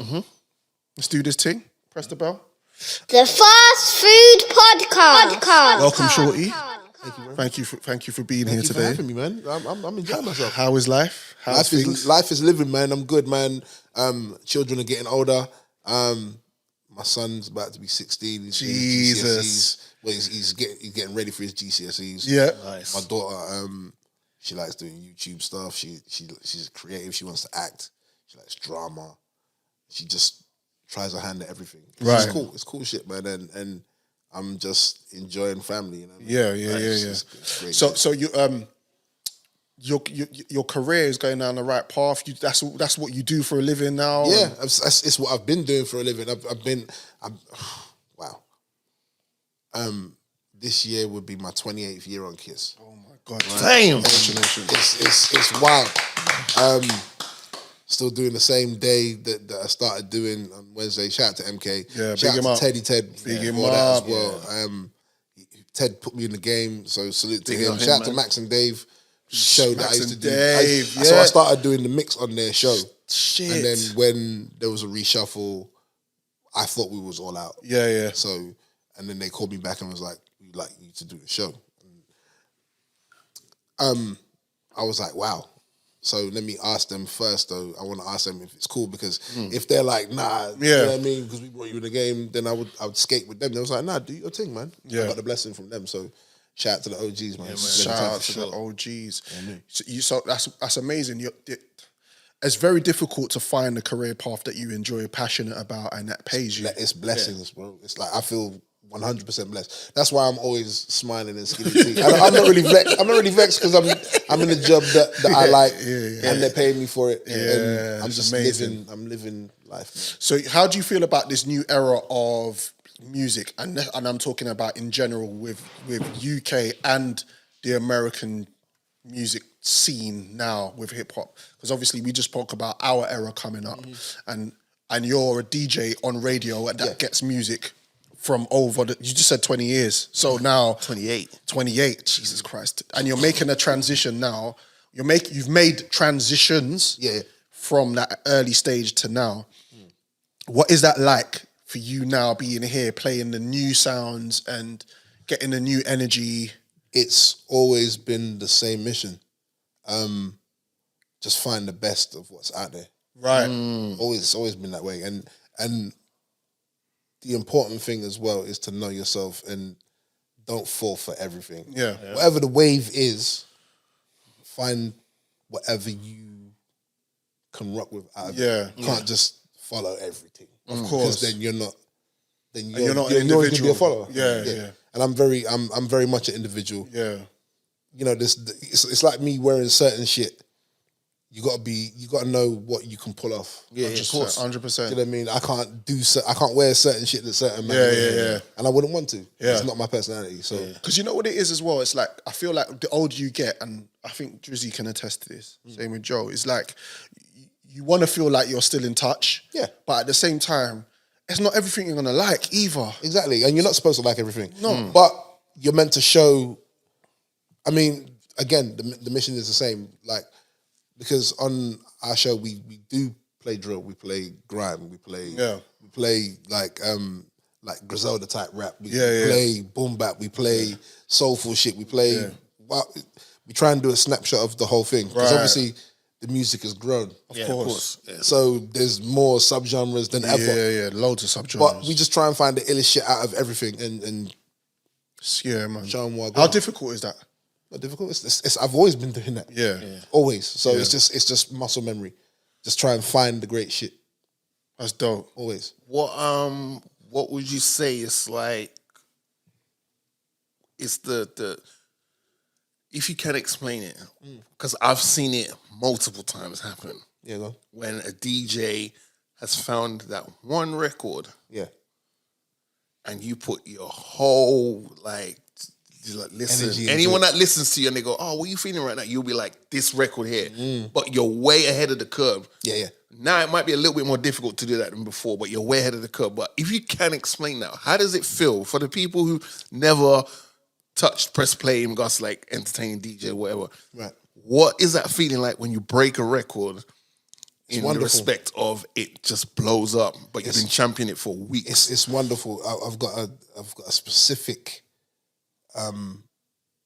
memory of something like that as well. When I used to do Fridays at Ministry of Sound, night called Smooth. Yeah. So I'm to the main Smooth Crew. DJ for this. Yeah. Shout out to Smooth Crew. Yeah. So drop it like it's hot came out. I cleared the floor for 6 weeks in a row. Yeah. I didn't give a fuck though. Yeah. Because I'm like, all right, if you're trusting me, like just follow me in it. Yeah. But people think they know better. Yeah, of course. Yeah. So I'm playing this tune, I'm clearing the floor. I'm looking at the promoter, I'm like, look, just Trust me, man. please, it's one of them ones. Right? They just don't know yet. Yeah. And then obviously the 6 week, everybody it's the number one. Was that when the request as video dropped, or was it? Must be. It Right. must have been. But I was playing it like, yo, fuck with Early. me. Like, come on, let's do That this. has to be his biggest. He's got hit records. It was the resurgence. That has to be. That yeah. was the resurgence. That's when everyone's like, "Oh shit, Yeah, Snoop's still rapping," and it's Yeah, like still around. him and Pharrell linking up. That's probably the best thing that could happen to his career at Definitely. that time. Definitely. Because Pharrell gave him. There's some fire on that album. Yeah. There's some at that RNG. There is some fire on that album. But you know, when you do things like that as well, sometimes you can wobble like, shit, Yeah, of course. I made a mistake. Yeah. I mean, but you have to pick your time when you're going to do certain things like that. I think You gotta know, innit? You have to know Yeah. the temperature and obviously have something ready to go. After it to bring him back. Yeah. Have your plan B. And this is the time of vinyl as well. This is before Serato. Yeah. So, you know, I've had some times where you do that. First time in Australia, this is when the internet was new. This is like 97. Jesus. And was it? No, 99. I Right. went. So it was my second or third time. Give Me Some More came out. They weren't ready for that shit. It's different. They weren't ready because different as back well. then they were 6 months behind. Right. Obviously the net everybody's Yeah. of Everyone's course. up to Yeah. date. at the same time. Yeah. So clearing the floor, but it's like, look, you just got if you notice something that's ill, you got to back it. Like, I'm here for a reason, right? Maybe I might know some things. Right. I'm trying trust. to put you guys on. Again, trust. So, Yeah. You know. That happened. I had that. I think that there was a Snoop record. I can't remember what it was though, but there was a Snoop record like that. And because I used to warm up DJ, that's how I started DJing. Initially, was warming up, being a warm up DJ. which is, by the way, sorry not to cut you, which is the most important set of the night. Yeah. It's the most important set of the night. It Sets the tone. I was told that from early, and I The most just important agreed. set. I disagreed. I was like, all right, cool, yeah, no problem. And then I started making my little sets of like the early ones that come in the door that are still coming in while the bar staff are cleaning up, and then the people that are in and they're like waiting for their friends to come in, and it's like, right, okay, cool. These are the people that are now coming in because they're ready to. And I used to break up my little sets in like I'm playing these. I'd be flexible, but I knew I had like a point A to point G of records I'd play. Right. And then there was one particular, I used to do a little UK set and I used to play Dizzy Rascal Stand Up Tall. Yeah. So coming off the back of Boy in the Corner, Yeah. then I Stand Up Tall. Some people was like, what is this shit? What is this shit? Yeah, like they look at you crazy. And This. there were times, sure, I would like to, I'd be like, man, is it time for me to give up playing this record? I personally like the record now. Like, this record bangs. But then the video dropped. And then, woo! And then Through the roof. It's like, look at these motherfuckers. And as well, Now they want right? reloads. And as well, right? It's you said something important. It's the reason why you like playing the song because you fucked with the song. Yeah, for sure. That's the reason why we got in the business in the first place, right? Yeah. Because when I started in the business, there wasn't that much money for DJs. True. DJs on the come up anyway. Yeah, no, there wasn't. So you've got to bring your flavor. You've got to bring your personality. Yep. And you know, playing the hits is very easy to do. Of You course. can just back to back bang out hits, but building vibes, peaks and valleys and all that shit. It's, That's the it's a skill. science. Yeah, it is. And It is. It's being a selector. It's being a selector. Yeah. And you could go to a country where they don't even speak English. And if you could turn that room around, job well done. Of course. Victory cigar. Yeah. What's the biggest venue you've played at and just killed it there? I must have done O2. Done or two, but Isle of Wight Festival. Okay. Jesus. Sorry. I played in between Pharrell and Blur. Stop it. What? And I didn't play no hip hop. What? I played no, because people think I'm just gonna play hip hop. Yeah. I did an indie rock set. Played some Prince, Michael Jackson, shit like that. Just Sick. Tore that shit up. But again, that is not... Look, all right, people listening, right? When a DJ is hired to do an event, a venue, a party, whatever, you have to trust the DJ. They're being hired to do a job for a reason. There's nothing more gets on our nerves when someone comes, excuse me, can you play this? If you want to hear a certain record play, go in your car, listen to it, or put your headphones. You have to trust the DJ because 100%. You can't be telling someone in 2023, oh, you're gonna play Drop It Like It's Hot. It's an absolute banger. There's a way to ask for certain records to get played. Some records are guaranteed to get played. Yeah. In every party, there's a radio station playing Snoop Dogg Drop It Like It's Hot right now. Yeah, and you got Spotify on your phone. Exactly. 100%. But get your the tune. DJ is there because one, obviously you want to Shortee, hear. so what about these Instagram DJs? In what way? The guys that's doing mixes on there. The ones that got their it's all preset and Oh yeah, there's I mean they'll get found out because you know on Instagram it's cool, but then if you're in a club full of people, Yeah, it's different. and if it's preset, right?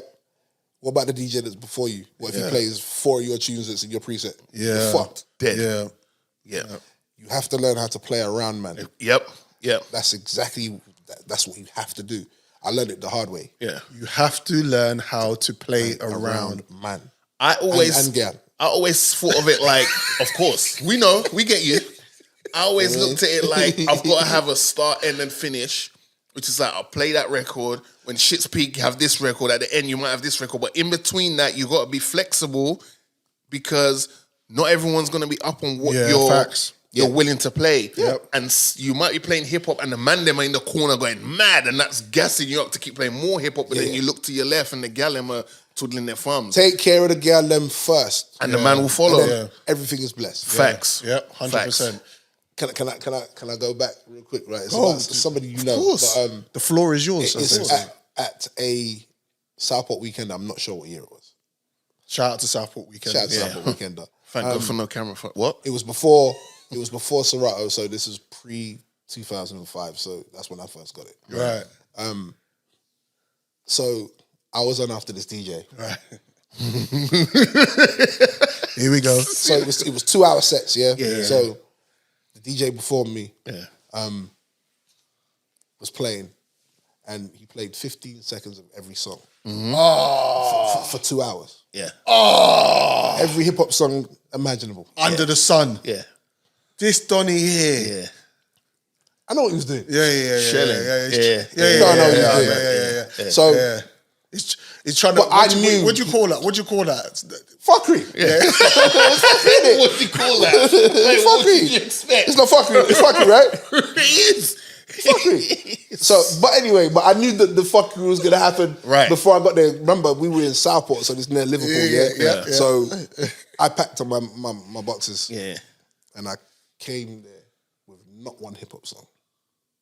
Because I knew what the fuckery was going to Yeah. be. Before I got there, I just knew what was going to happen. Yeah. He was prepared. Yeah.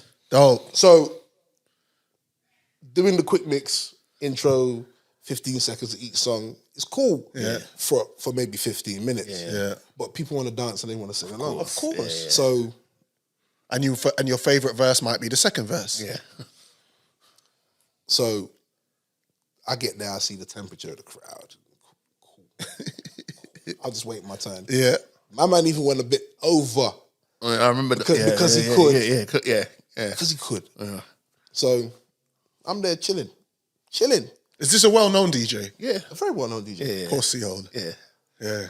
I mean, Well done. We're not saying his name, but pussy we're not old. saying anything. Yeah. So Bumba hole. So he's playing, and then, you know, he finished and was talking on the mic.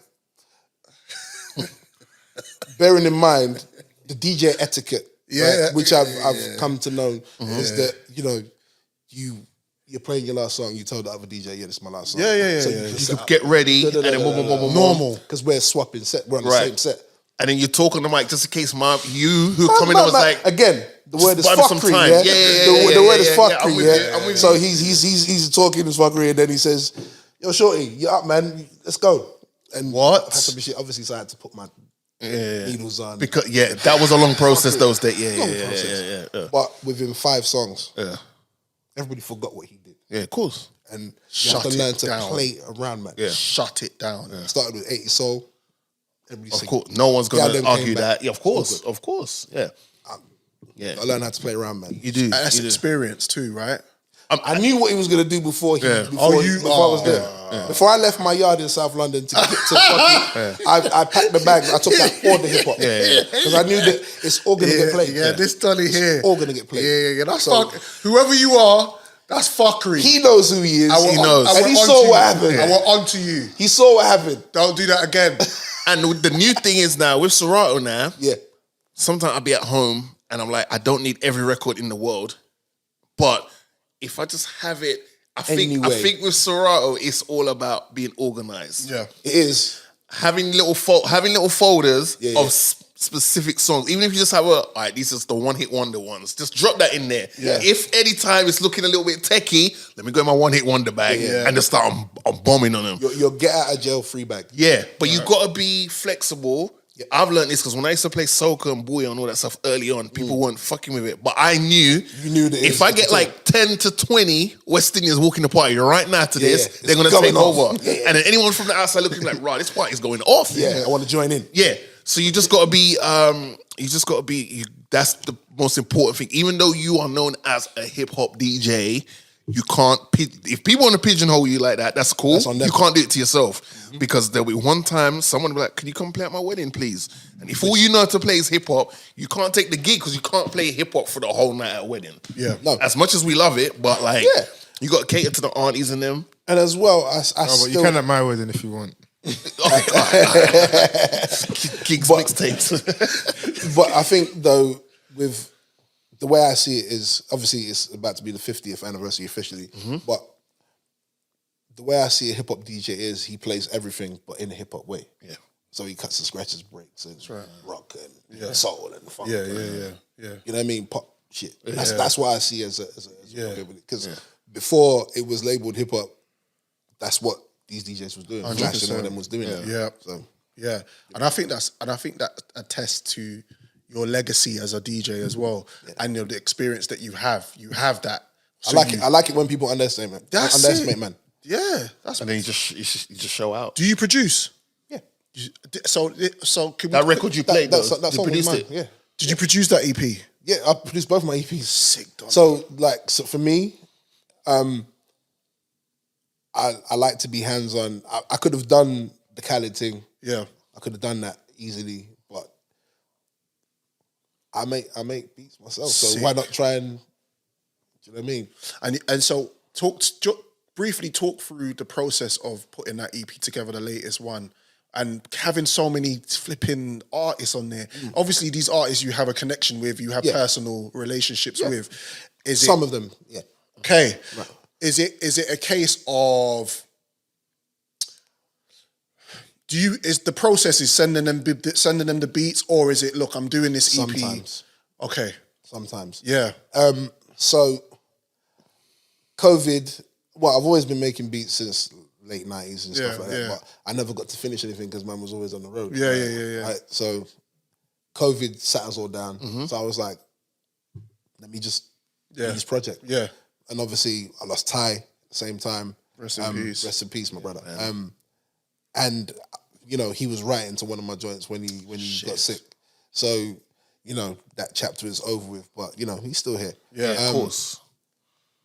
It's one of those things that I thought, if I don't do it now, I'm never going to do it, and I've always wanted to do it, and I should have done it 15 years ago.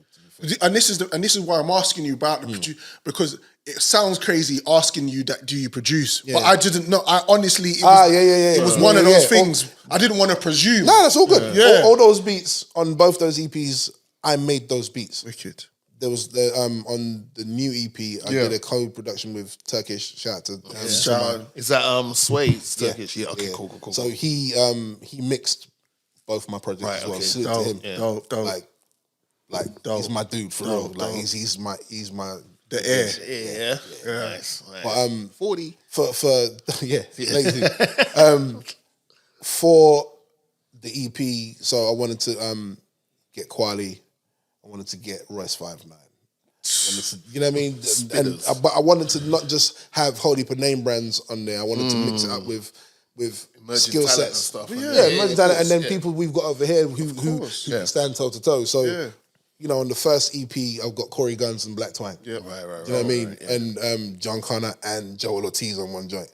I've got Odyssey on a joint with Terry Walker and a newcomer MC called Rio Young, who's a school teacher, but he can rhyme really good. So why not? Why not? And that's an opportunity. I've got Biggs, Wavy Boy Smith, and big him up. JD Error from Biggs. Canada. Yeah. So I try and mix and match. Yeah. Being a DJ, I like to do blends and see what that will sound like with that. And obviously try and give people something that they can't get anywhere else. So there's joints with Royce and Dirty Goods.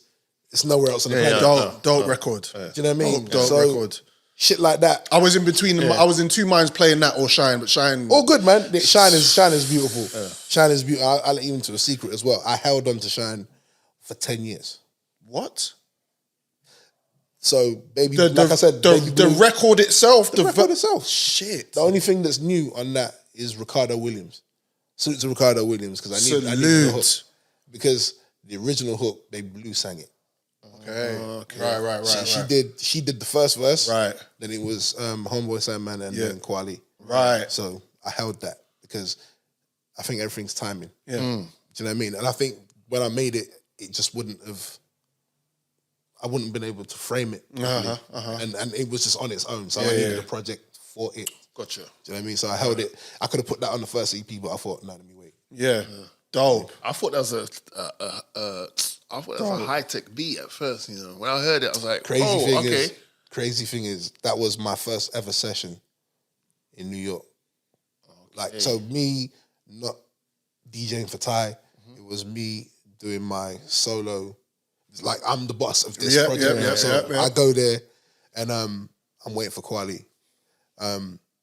Homeboy Sandman was there early, did his verse. He was in and out within half an hour. So I'm waiting for Kweli to come. Calling Kweli. I'm in New York. Fuck, I'm wasting money. I waited for Kweli for 9 hours. Rotted. But he was shooting a music video. I see. But I didn't know that. If he told me that, I would have started later. Yeah. And I didn't have any equipment either. I flew in and just had this to do, and I was going to be out after a couple of days. Right. But then he did turn up with High Tech, who I met with him and Mase. Late 90s. Yep. When I was still DJing for Ty. Because I worked for Rockers, obviously. Yep. He came in with Shaman XL. Shit. Joel Ortiz, manager, came in, and it just became how a studio session should be. Do you know what I mean? Yeah. But Yeah. I was nervous for a minute because I asked Kweli, what do you need for your studio, studio comforts? Yeah. He says he wants some trees and he wants a bottle of Jack Daniels. I'm like, cool. Cool. Bought that. Yeah. It's there sitting on the table. Yeah. Asked Homeboy Sandman, what do you want? He says, just give me some water. Okay. Cool. Nice. Okay. So fine. Balances the fun. So after the 9 hours, he comes in. He comes in with High Tech, Shah Money Excel, and one of the Tribe Called Quest members, not members, one of the extended family called Litro. Right. So he comes in, pounds everybody, grabs the weed, grabs the drink, disappears into the back room, shuts the door. I'm thinking, fuck. 45 minutes. Engineer's looking at me like, Bro, like why'd you give it to him? I'm like, look, you know. Yeah. So he comes out after 45 minutes. Like the Jack Daniels was like that. That's what was left. Weed gone. I'm thinking, okay, they're just gonna fall asleep now. Yeah, they're done. I fucked it. Yeah. He's like, I'm ready. He goes into the booth, spits. That verse that you hear, he spits 6 versions of that verse. And if you put more together, it would be silence because it was airtight. Yeah. Really? No bullshit. Yeah. Tight. Airtight. So he just needed his He shreddies. just needed his treats. Yeah, and then Weetabix and ready to go. Fam, salute to Quali every time. big up Quali, And man. the smile on your face when you left the studio with the Woo, I was nervous as fuck, bro. I was nervous. Man was nervous. That needs to be in a documentary. Yeah, for real, I wish I filmed that shit. Because it was me and my brother Sean from Canada. Yeah. And we were just looking at each other like, yo, Jesus. lesson learned, innit? Yeah. We're talking like, all right, Keep let's the just treats pack our till shit once up, they're let's done. go. Yeah. But he came in just 6 versions. 6 versions. 6 takes, sorry. Only one. You got 6. That's dope. Shout to Jack and his friend Daniel. Shout out to the greens. Shout out to the trees of the world. Because thank you. I think that was the fuel that he needed. He came and dealt with that shit. That's an amazing story. Sick, man. That's an amazing story. You got, that's a story to tell. What we want. I was nervous. Anyway, Listen, hang out with our Shorty. We've got more questions to ask I'm you. not going nowhere. The Fast Food Podcast. This record of the week is by Lois Rae, hailing out of Stoke-on-Trent. Beautiful songstress. The record is called Radar. We salute you. We support you. Shout out to 10th Letter. The girls there. Yep. Check this record out. You are now listening to the Fast Food Podcast. Fast Food Podcast, episode 6.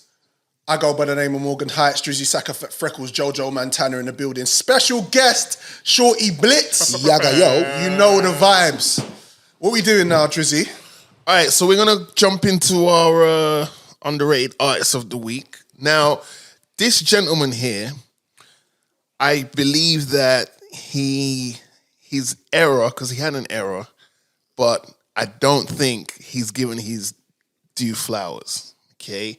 Now, this guy was part of one of the biggest errors for a record label to the point where they named it the Shiny Suit era. Now, this guy his name was Murder. But did he name me Pretty? He was barzing. He was doing his thing. He had to put the record label on his back because of the unfortunate timely passing of an artist we mentioned earlier in the show. Yep.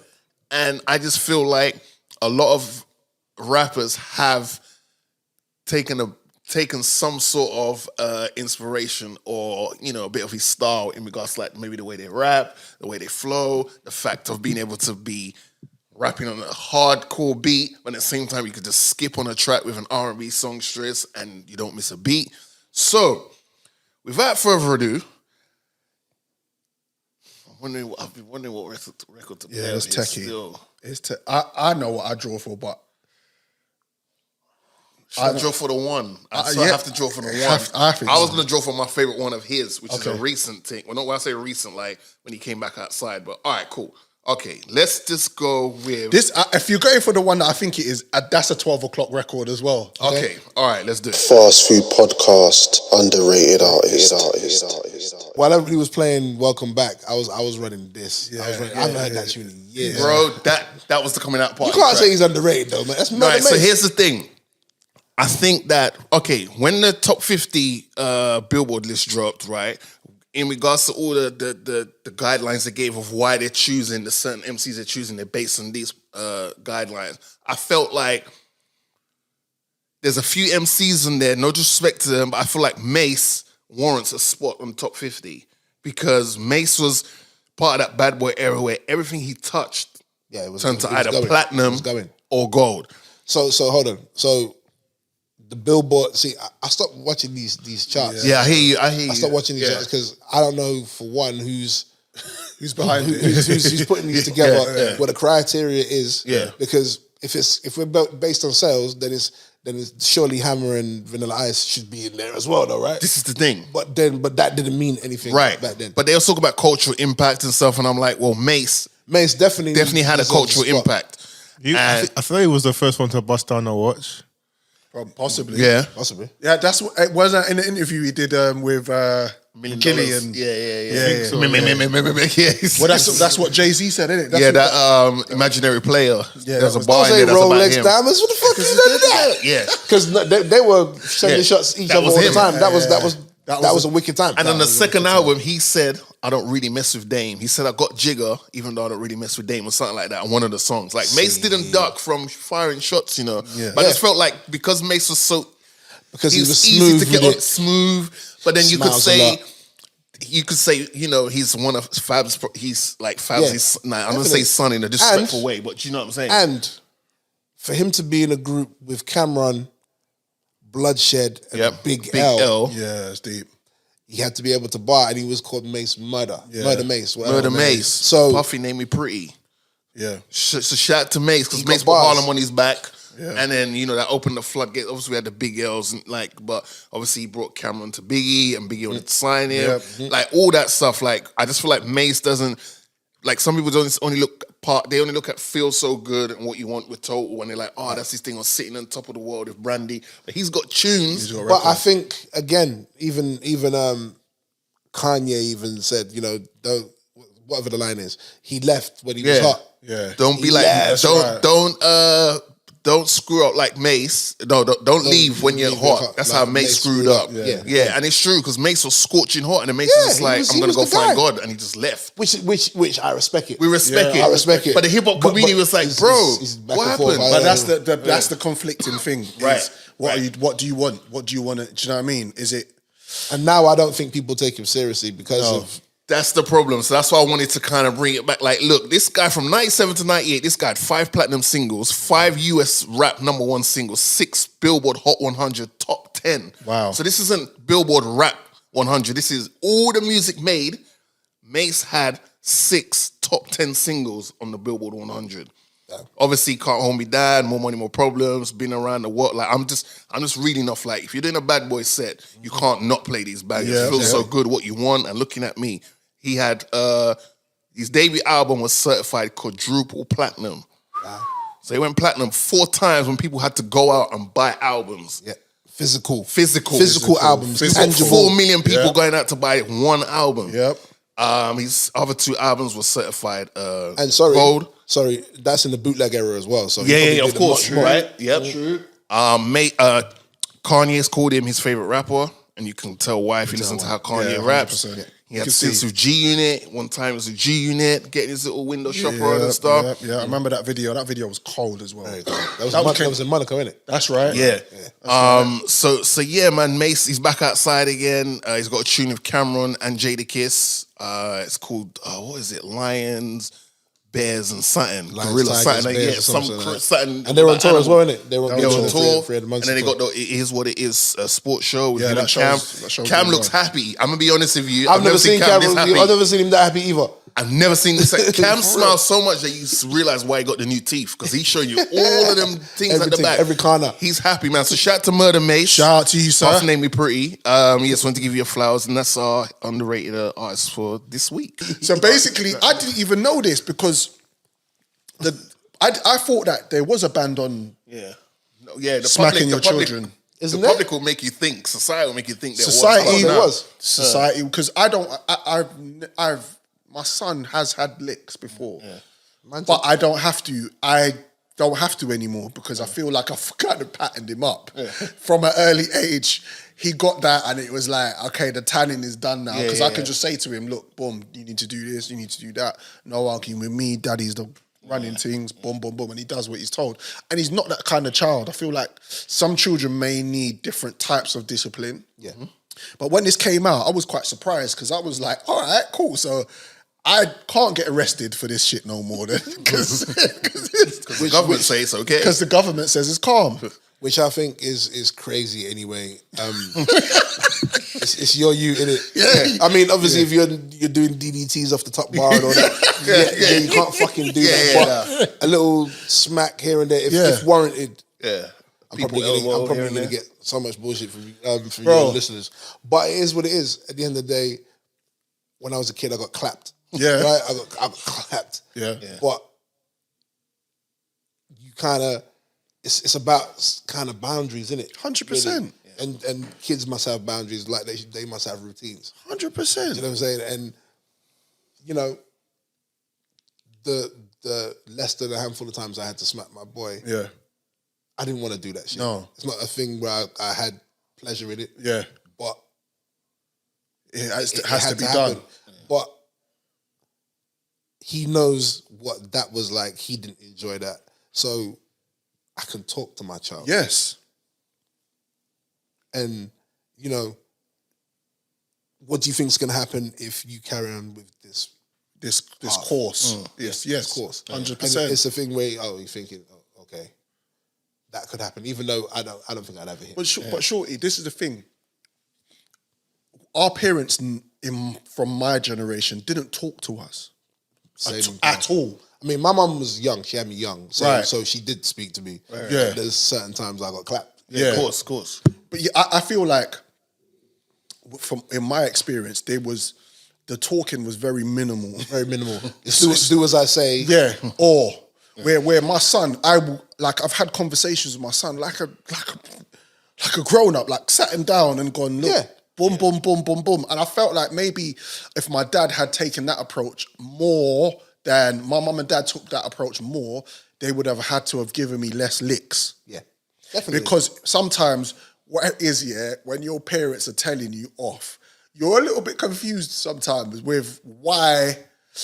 Okay, what did I do? 80% of the time, I could sit here and say, "Boy, I deserve. I did some flagrant things because I was one of those children. I was crazy. Like I did a madness. I did a madness. Mm-hmm. But if my mum and dad sat me down, which they didn't do in 90% of the cases, I feel like I would have been able to understand and digested it more. Yep. But I lived in fear. So I was like... And that's the thing. So, certain people did live under fear. Yeah. Like, my grandma, God rest her soul, right? Blessings. She didn't have to beat any of us, but she had the mouth to make man cry. Yeah. You know what I mean? So she was one of those. Yeah. But if you talk what's your background, by the way? He said about the flag. I mean, next time I come here, I'm bringing the Jamaican flag. You know? Feel me? Yeah. But talk to your kid on a level. 100%. It's important.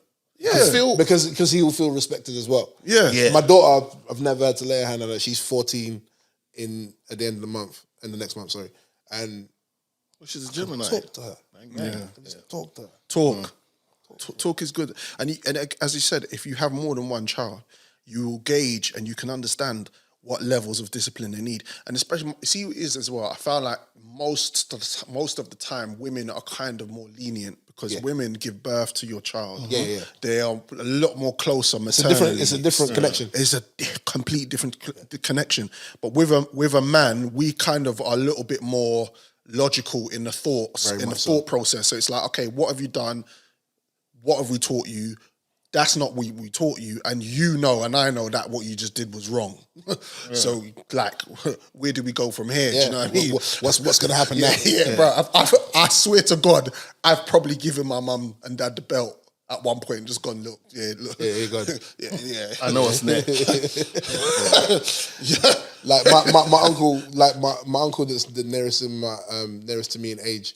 Like he was a bit of a terror when he was a kid. And I understand why he got beat. And he understands. And I'm younger than him watching him get beat. And again, there's the line of abuse And there's a line of discipline. Like Yes. I feel like, and there's parents out there that obviously cross the mark. Yeah. And I don't think this is a cultural thing or a black thing. I think I know white dons that got their head kicked off. They used to do that shit in schools. They used to cane kids in school. I listen. I know that. So I got caned to up. be Peak. Yeah. them Italians from the Turkish ones. Oh, Hey. Can't tell them nothing. Kids mid-air and that.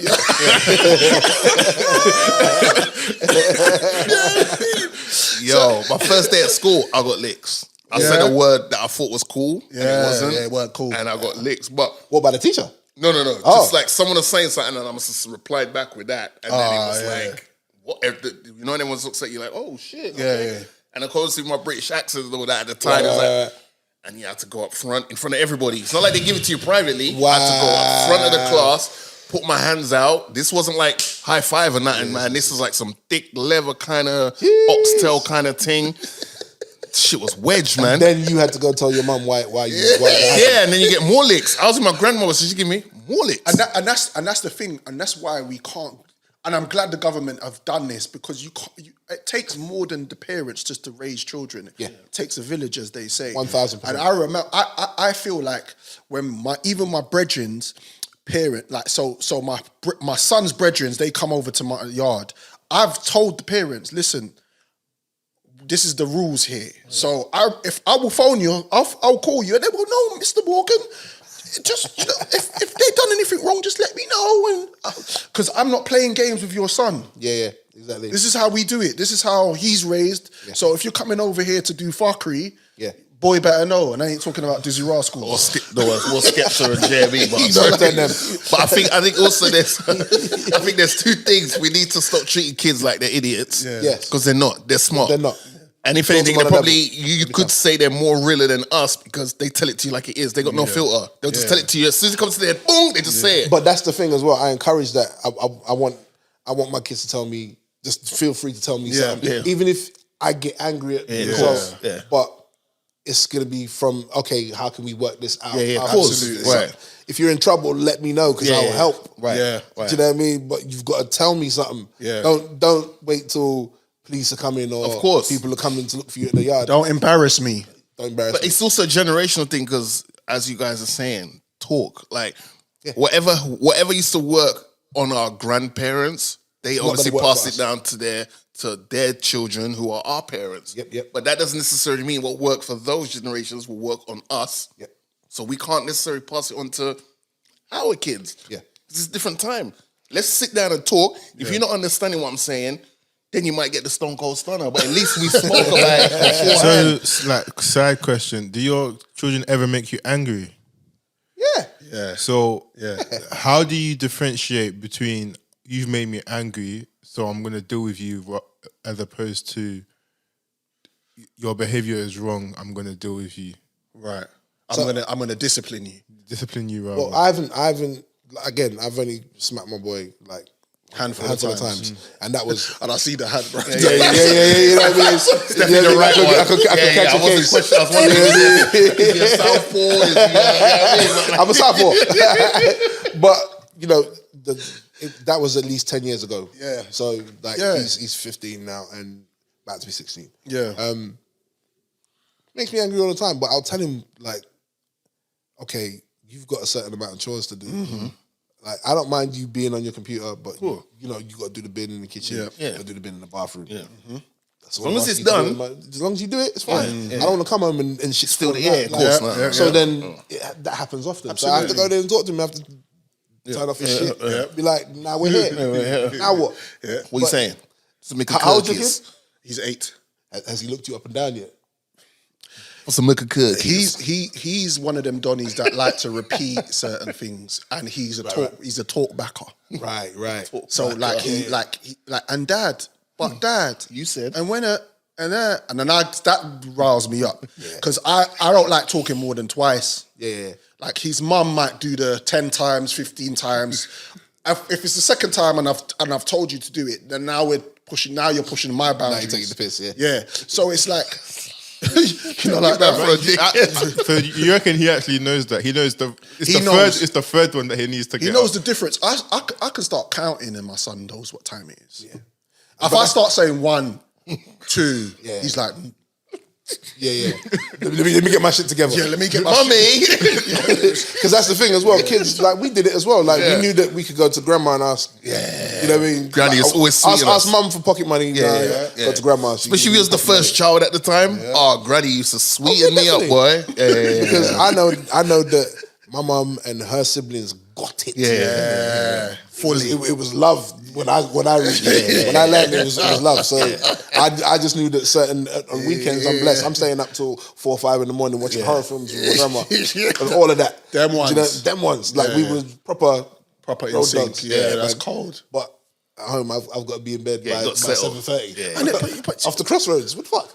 And this is the thing, and I say this to my wife, like, there's certain things that what was instilled in me as a child, and it's made me definitely a better person for it. Yeah. And this is why you have to have structure and you have to have balance, and discipline is important. Because think about it, forget discipline in your children, think about discipline as self. Yeah. When you're disciplined yourself and you know, okay, cool, these are the things that I need to be disciplined in, it's not easy. It's not an easy task. It's something that you have to work at. It's something that you have to focus on for a long period of time. So with a child, you're raising them. They're learning from you. Yeah. So there's certain things that you have to instill into them, and that's what makes them the person they are later on. And as well, we've got to realize as well we're humans and we make mistakes. 100%. Like them kids, this is their first time around trying to learn. This is their first rodeo. So do you know what I mean? But don't let me put you on the bull and then that rodeo is going to turn into take you away. Yeah. Shout out to the government. I know. That's the one thing you've done right this year. Like, because as well though, let me say, because I think the lack of respect for elders and authority is because of that shit. Because of what they did. Yeah. They've outlawed us. Doing the madness, kicking down your kids. Yeah, because the kids know that you can't do that to me. I'll call childline, all this. Get your shit taken away. What are you doing in JD Sports teething out trainers, bruv? Yeah. Why are you doing that? What's going on here? What's going on? My son can't come in with that crap. One thing I'm prided myself with, I never brought police to my mum's door. Facts. I never did that. Salute. I never did that. Salute. And I think music, because I'm so into music, I had no time for anything else. Yeah. You kept people I grew up around busy. There was on other shit. Kept you busy, man. I respect it. Drizzy, something I want to talk to you about. Apparently, the Man United badge, the crest on the Man United badge, has a ship, and the ship apparently is linked to slavery. What do you want to tell me about that? Your guess is as good as mine? I don't know. Where'd you find that from? Facts for real? So basically... Yes or no? So what they're saying is... Yes or no? Man United and Man City have the two badges have boats on them. Okay. The historians are looking into it right now. Okay. They're working out what it is. They're working out what boats they are. Slow times. Okay. Apparently, the story was written by someone at the Guardian, and let's not go there with the Guardian. We know what they're about. Them man are racist up there anyway. But all right, let me ask you the question: if it's true that these boats that are on the badges of Man United and Man City's crest are linked to slavery. What do we do? Before you finish that question, so you're a Man United fan, right? Yeah. So do you kiss? I'm not trolling you. I'm asking because I know something about the do shit. You know what? Yeah. So probably in the past when I was he lips the badge. Hold on. Don't you get too excited, bro. Wait a minute. All right. So when I was playing ball, and especially 5-a-side after work, I more than likely have my United full kit. Yeah. You know what I'm saying? Stand to the socks and looking the part. Yeah. You never know when you get the call to play for them. But yeah, I'll probably, once I've banged in a goal or two, probably, showing the affection and the love for the badge. Do you know what I'm saying? But in regards to that question, finish. What was you gonna say? Yeah, finish it. If it comes up, that is related to slavery. Those boats are related then to slavery. I just don't wear the thing until the badge gets reimagined. It's like in what they call Redskin Chiefs. So would that mean you'll stop wearing Timbs? if the tree, what's up with trims? What's Yeah, up with, yeah, what's up with Tim? what's up What, with the The trims? tree's meant to say KKK, no? And that's where they used to hang. I know they say stuff about everything. Yeah, exactly. Right. Yeah. It's like Adidas Yeah, Nazis that yeah, stop you buying Yeezys. Which is why I'm glad you've raised that, because I feel like sometimes black people just look for shit. Was it even? I don't. Is it? Yeah. Sometimes it's not even. We it's- look it's for stuff. It's, yeah, Because there's stuff there though. Yeah, but sometimes Because it's not stuff is even there, them. It's the middle. I hate doing this to them. But you know the Middle England. You know, Yeah, them. like The whitey liberals that whites. ain't got nothing better to do. Right. They just want to find something so Right. that they can champion in it. You know So how that they long can be allies or whatnot. this badge has been associated with Manchester United? Back to when we weren't even called Manchester United. It was called like Newton Heath. Yeah, that's right. What was it called? Newton Heath. Oh wow, really? Like so this badge has been there. My thing is, and I'm just looking at this is Jimmy Jones Pusha T kind of thing. My thing is that since there have been rumblings that Manchester United is available to buy, Right. since certain parties have been interested in buying Manchester United from particular states, we're not going to say from what part of town. All of a sudden now, it's like, Investigations. can we really have these type of states owning these football clubs? I never saw this. Correct me if I'm wrong. I didn't see this energy about Qatari states looking to buy United when Newcastle was being bought.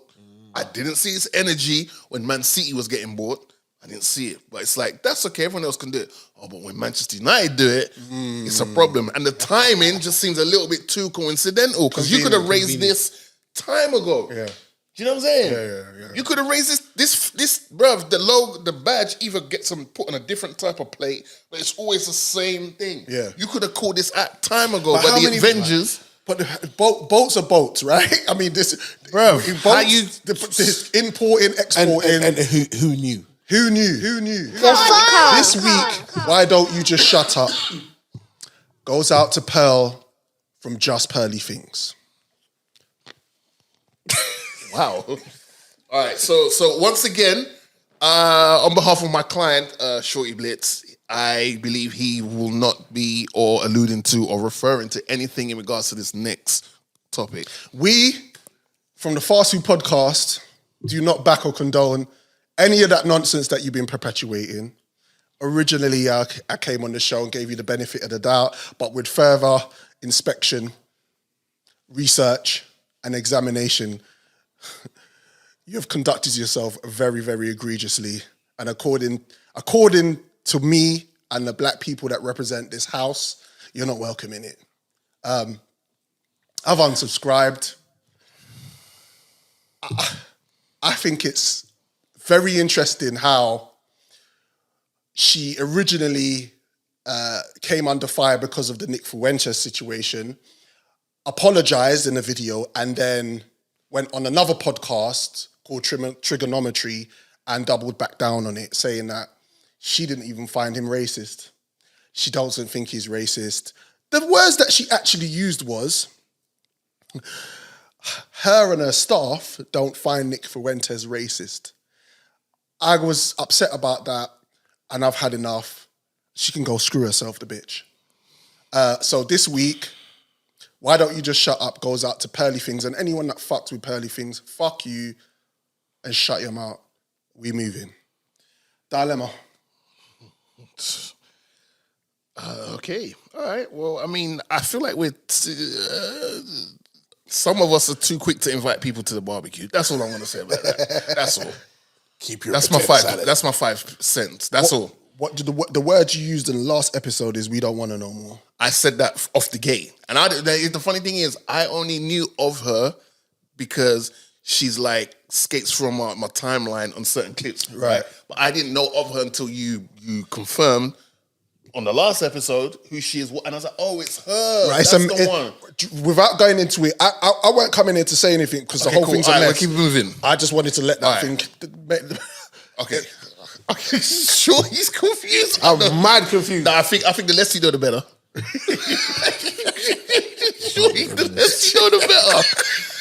Because we don't want 28 years and counting. Yeah? Okay. All right, cool. Okay. So here's the dilemma. Now what we're doing now is, because we appreciate everyone's feedback on it, so we're now going to put up we're going to give you a brief summary or title of what the dilemma is on the IG.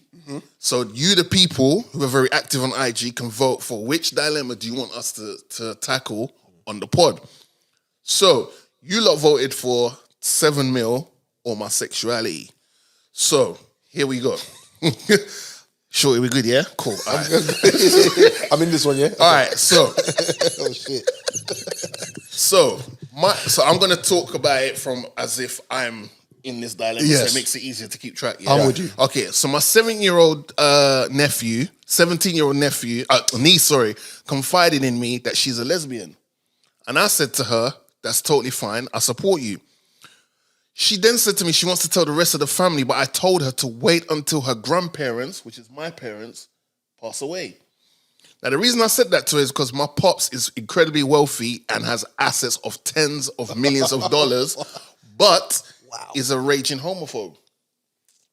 Wow. He's flat out stated any gay individual in our family would be written out of the will, and to make sure the rest of us don't just split more money with the said gay relative in the will, they will instead have their portion of the inheritance put aside for that family member that they would have given it to, donated to charitable causes. That money will be erased from the inheritance.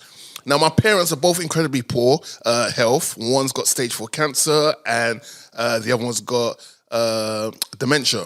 I told my niece she should stay in the closet for a while longer. If she comes out as a lesbian and they find out, she will quite literally lose out on $7 million. My wife, however, said that I'm being an asshole and I'm telling this poor girl to hide who she is just to appease old bigots. That is true. I'm asking her to appease old bigots. But I feel like her life quality will be much better with 7 M's at the cost of a 1-2 years staying in the closet. I've also seen my father's will and I know for a fact she is getting up to $7 million. Am I an asshole for telling my niece to stay in the closet so she can be a millionaire?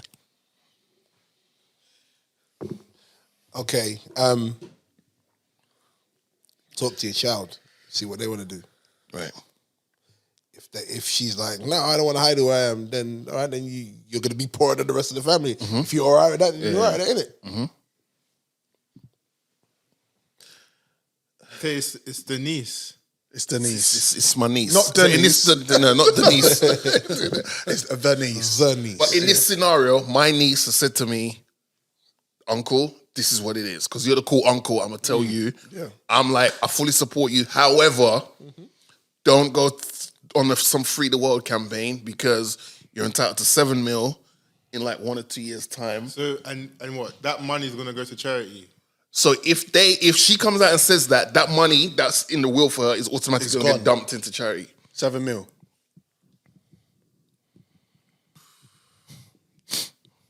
How old is she? 17. Yeah, she can make her own decisions. If she wants the money, then she'll shut up, innit? Yeah. Sorry, I'm talking of that's I've already said my shit. Money comes first. I knew Joe was going to No, but wait though. Because so I'm the uncle. Yeah. You better And you're shut up. But the choice is hers though. But wait. Listen, but I'm still getting 7 million though. I'm still getting 7 million. Their cut. Everyone gets So it's been equally shared out. So the choice is hers. No, I'm not saying it for me. I'm saying it for her. Listen, you're 17. Your prefrontal cortex ain't even fully developed yet. Listen, just shut up. Because when you get 7 million in month, you can carpet munch anything that you want to do. Yeah. You can munch as much. fly them in. Yeah, fly them in, man. 100%. Hey, listen. What would you do, Dre? What would you do?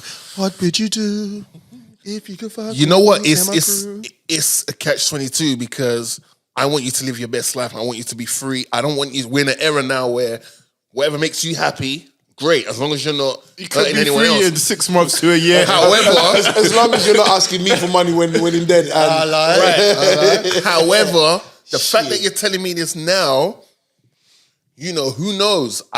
We didn't hear in this will whether it's they have access to this money at a certain age. Right. There's that stipulation that might be in the will as well. So even though she's 17, and if the parents were to pass away tomorrow, That's not the case. But if they were, we don't know if in the will it says, oh, well, her, what we're calling it, let's say Denise, because we already...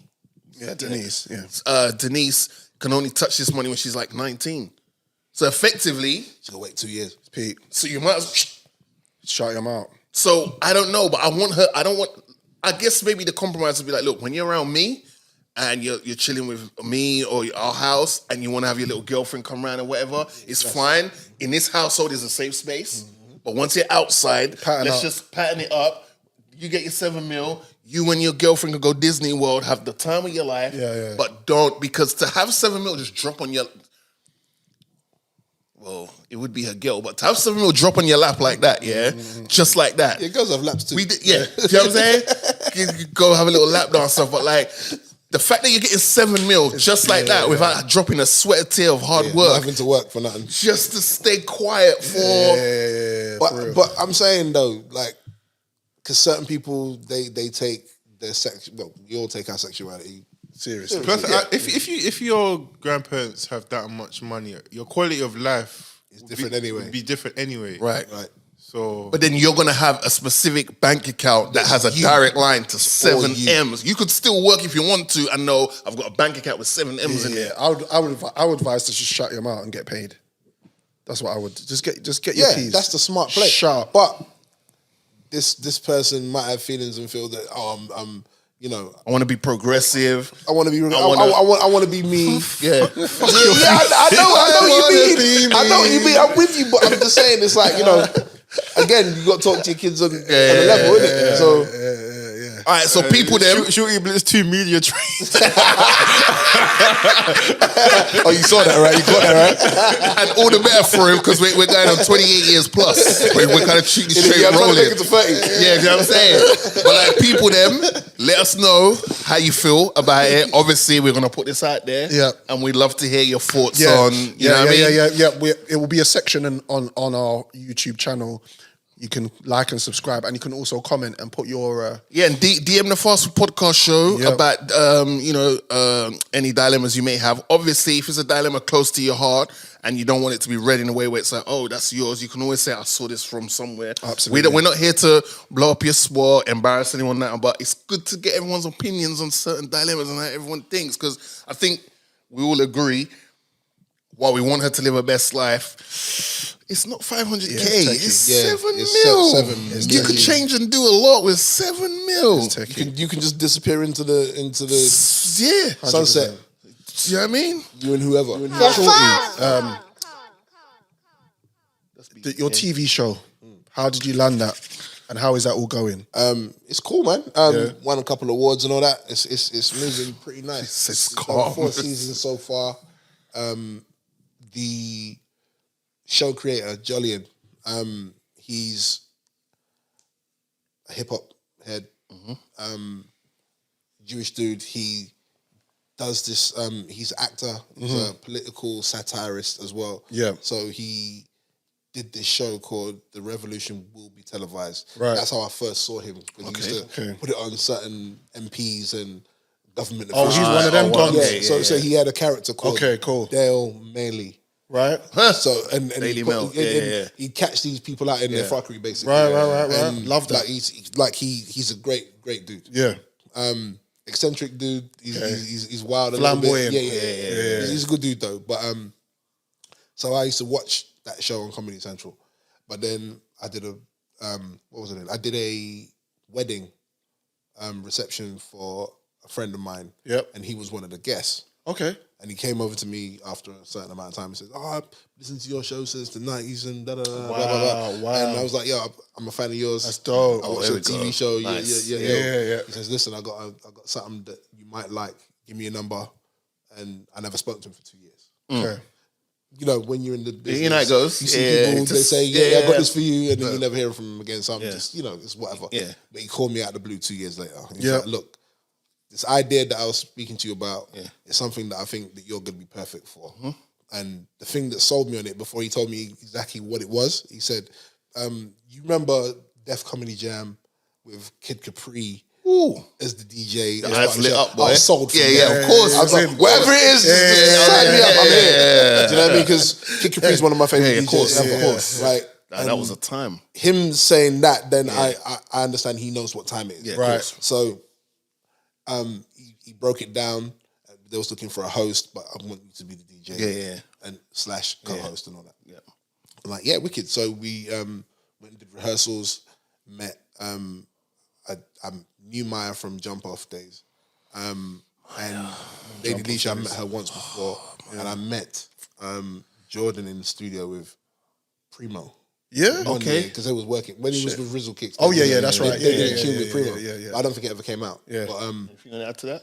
Or Rizzle Kicks. Yeah. Yeah, no, that's cool. Okay. All right, cool. no, go on. Yeah, no, that's he's trying. Shout out to Rizzle Cakes. You've been putting that in all day though, so it's your turn, isn't it? All right, let's keep moving. Fair enough.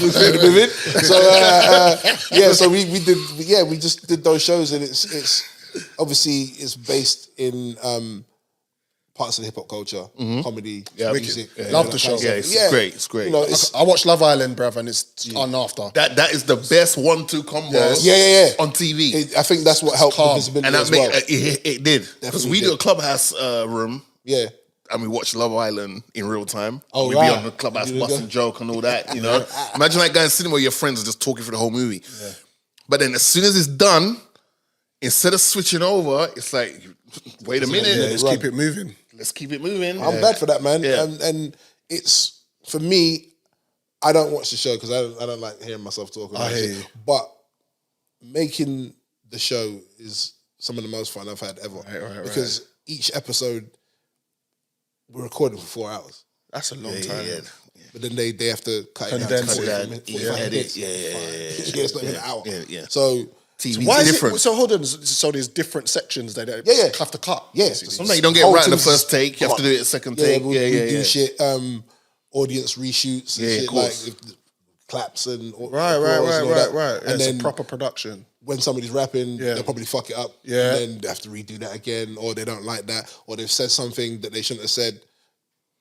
For TV. TV. So Shortee, about sorry, what do you call it? MGZ? MGZ. Cheesy, man. Akon and MGZ. Sorry, MGZ. Like, the bar section, I'm gonna keep it professional. I'm gonna put my media hat on. Talk it. The bars, like, does she get help with the bars? Does she do the bars herself? Like, cause As far as I know, she writes that shit.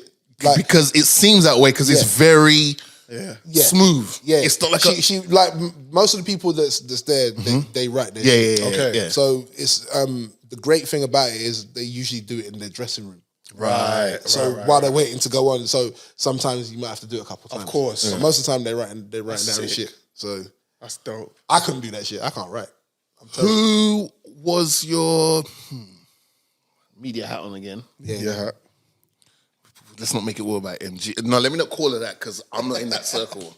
It's not about my drama. It is, but let's not make it. Bro, I just thought about it. She's doing Love Island, and then she goes straight into it's almost like a costume 1-2 change. punch, It goes yeah, straight she into my drama, man.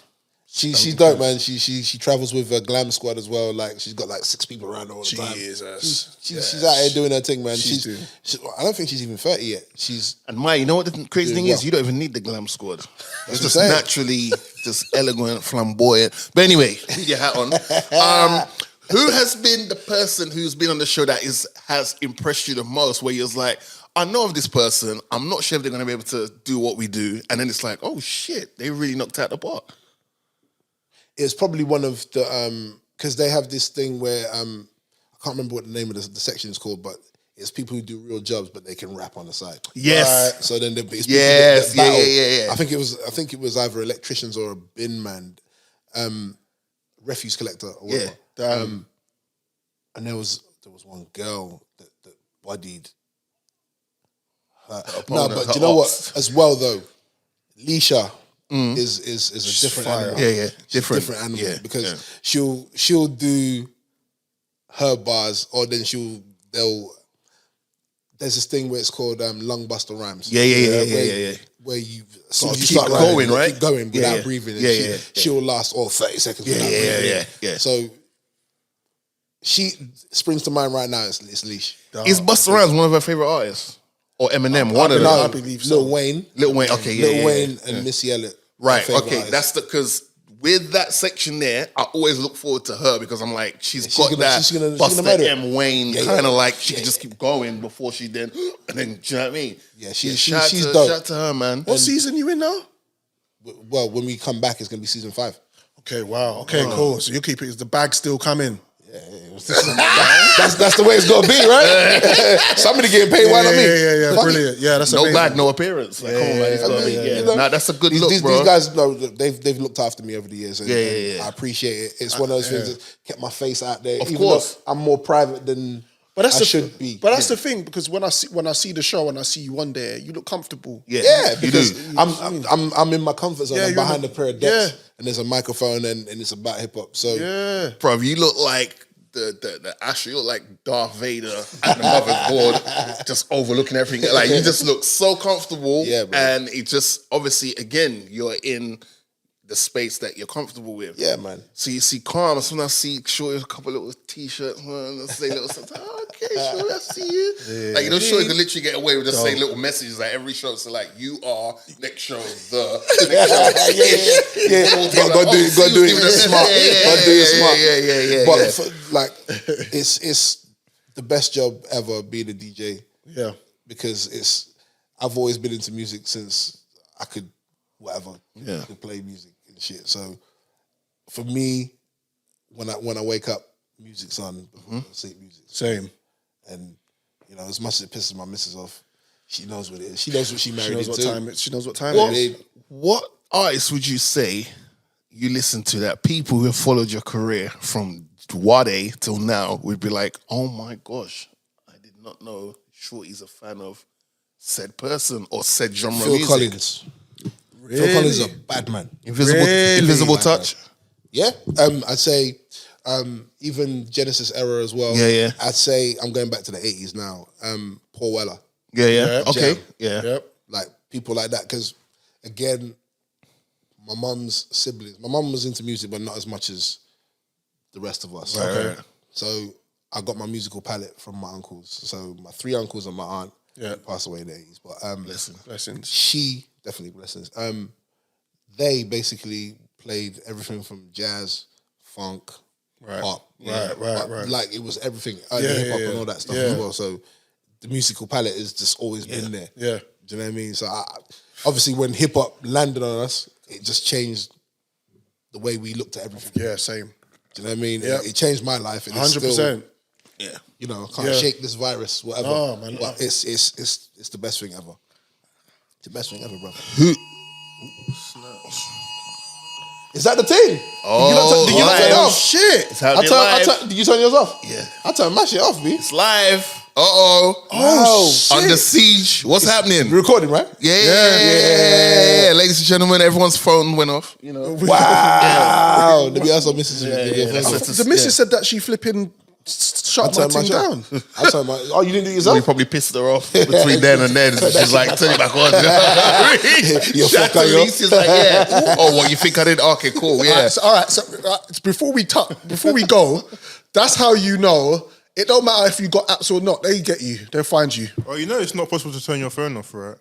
That's what I heard. What these? You can't turn it off. They're not. The iPhones, you mean? Yeah, it just goes into low power mode. It goes into low power mode. It's not turned off. Yeah, it's not turned off. Yeah, I heard that. When did I hear that? Yeah. I heard that the other day. That's the word. But yeah, it is because you can't take the battery out. And if and all of this don't have TikTok, don't have this, don't have that. They'll get your data anyway. They've got it. They've already got your Yeah, data. they've We're already walking got- around. They listen to your conversation. We're streaming data. Yeah. You might as well go back to 8310 if you want to do that. Go to 8310. Yeah, Apple. Star Trek. If you like listen to this conversation, you want to just send me like a new MacBook, a new iPad, and a new iPhone. That'd be fantastic, by the way. Listen, I want to say thank you, Yes. Shortee Blitz, for being here. Thank you, for boys. coming. Nice. It's been a pleasure, man. Like, I enjoyed myself. Thank you very much, man, and much success I with the appreciate fast it, food man. and ting. Brother, I hit you up on the WhatsApp. Yeah. He was down, and I was like, "This is why this guy's." And you hit me up ages ago as well, wasn't it? It was months ago. Yeah. I like that. I wanted to pattern you. I like that. I like that though, man. Man's You are- organised. Yeah, but we're going through dates, and Yeah. we just wanted to let you know ahead of the time so that we could get you here, and we appreciate you, man. Mm-hmm. Still It goes both ways. Yeah, man. Pause. The respect goes both ways. We're trying to get that 7 mil. I almost got through. We're trying to get that 7 mil. But nah, as Morg says, man, like we do appreciate you. It's nice to see a familiar face that's been doing it for as long as we can remember. Facts. Still here. Hasn't folded, hasn't changed. Times have changed. Still the same guy. Still, accessible. I haven't used Shorty's number as much as I should. But I know if I was like, yo, Shorty, call me anytime. You know that already. But like, I just know it's there. But I know when I see Shorty, even if we're not in the same circles all the time, I see him. I can hold a conversation. 100%, man. And I just want to wish you all the success. I like that you're doing you got the EPs out and stuff. On the subject of EPs, I know you was gassed about that Swiss Beats Lil Wayne song. Cold. But you didn't. What did you think of it? Because some people were upset because of the sample used. They assumed that was getting a verse, and I was like, "Well, it's a sample. We're not getting a verse." It's the Nas joint that really. That's why I played it. But So that's part of a 50 years of hip hop pack, right? That's right. Yeah, 2-piece. That's right. Volume 1 was primo, right? Yeah. You need to listen to Volume 1. I think Volume 1 might be better than Volume 2. Volume 1 is fire. Have I got to go back? Volume 1 is fire. Okay, it's worth it. Let me do that. Okay. They got Remy Ma and Rhapsody on the track. Listen, shout out to Primo. One more thing before we cut. You got to watch this thing called Your Honor. It's bad. Wicked. Oh, it's bad. Wicked show. And you've also got to watch Beef on Netflix. Yeah, Wicked too. Okay. And the guy that's next episode, we're going to talk into that because I don't want media trained Donnie over here. Yeah. I don't want, we're not here. We don't contribute to the brothers' downfall on social media and like that. Until we got all the facts, stay quiet. But I don't want Shorty's got to get back to the bag. He's got to get back to the bag. 28 plus years. I've got children Kiss the film on a Saturday. Boom. It's Saturday night, right? No. Wednesday night. You don't think Damson should replace him? Wait. No. Whoa. Hold on. Whoa, what's going on here? Hold on. So Press the bell. Press the bell. Episode 7, we're going to unpack a couple things. Because that Beef thing, I don't know if you know the story behind it, but there's someone on Beef that you can hear the audio clip of him explaining something he did, and it ended with the person who's interviewed him going, "Oh, that's the activity that begins with R and ends in E. Ooh. And it's 4 letters long. But we're going to discuss that in episode 7. I don't want Shorty to... Shorty, leave what you can. Dre, I appreciate you so much. Thank you, Brad. I appreciate you so much. You got your final words? The final words. You know what? I'm going to take this... Someone's going to know this final word. Ladies and gentlemen, we're all... we're all connected by DNA, and we've also got closer DNA with our relatives, our family, should I say. But there's a saying that goes, relatives over family. Work it out for yourself. On that note, this has been the Fast Food Podcast. Drizzy, Sackafet Freckles, man like Jojo Montana. Come on. Myself, Morgan Heights. Special guest today, Shortee Blitz. Don't forget, we're on all DSPs, that's Spotify, iTunes. We are no longer on SoundCloud, but you can get us on Google Podcasts. Don't forget the episodes come out 2 days after the audio drops on our YouTube channel, which is Fast Food Podcast TV. Like and subscribe, hit the notification bell. Also, don't forget, we have a live show on the 27th of May. That's at the Cube, 9 Park Drive, E4, 9GG in London. Doors open at 7:30. There's going to be tons and tons of announcements from now until then that we're going to talk to you about. And we'll see you in a fortnight, ladies and gentlemen. If not before, who knows? Food for thought, soul food for the mind, and a feast for the palate. Hey. Fast Food Podcast, signing out. Peace. You look up, understand. You're in the dark with the sharks. It's a bloodbath. We got the mics. It's a fight. Had a tough start.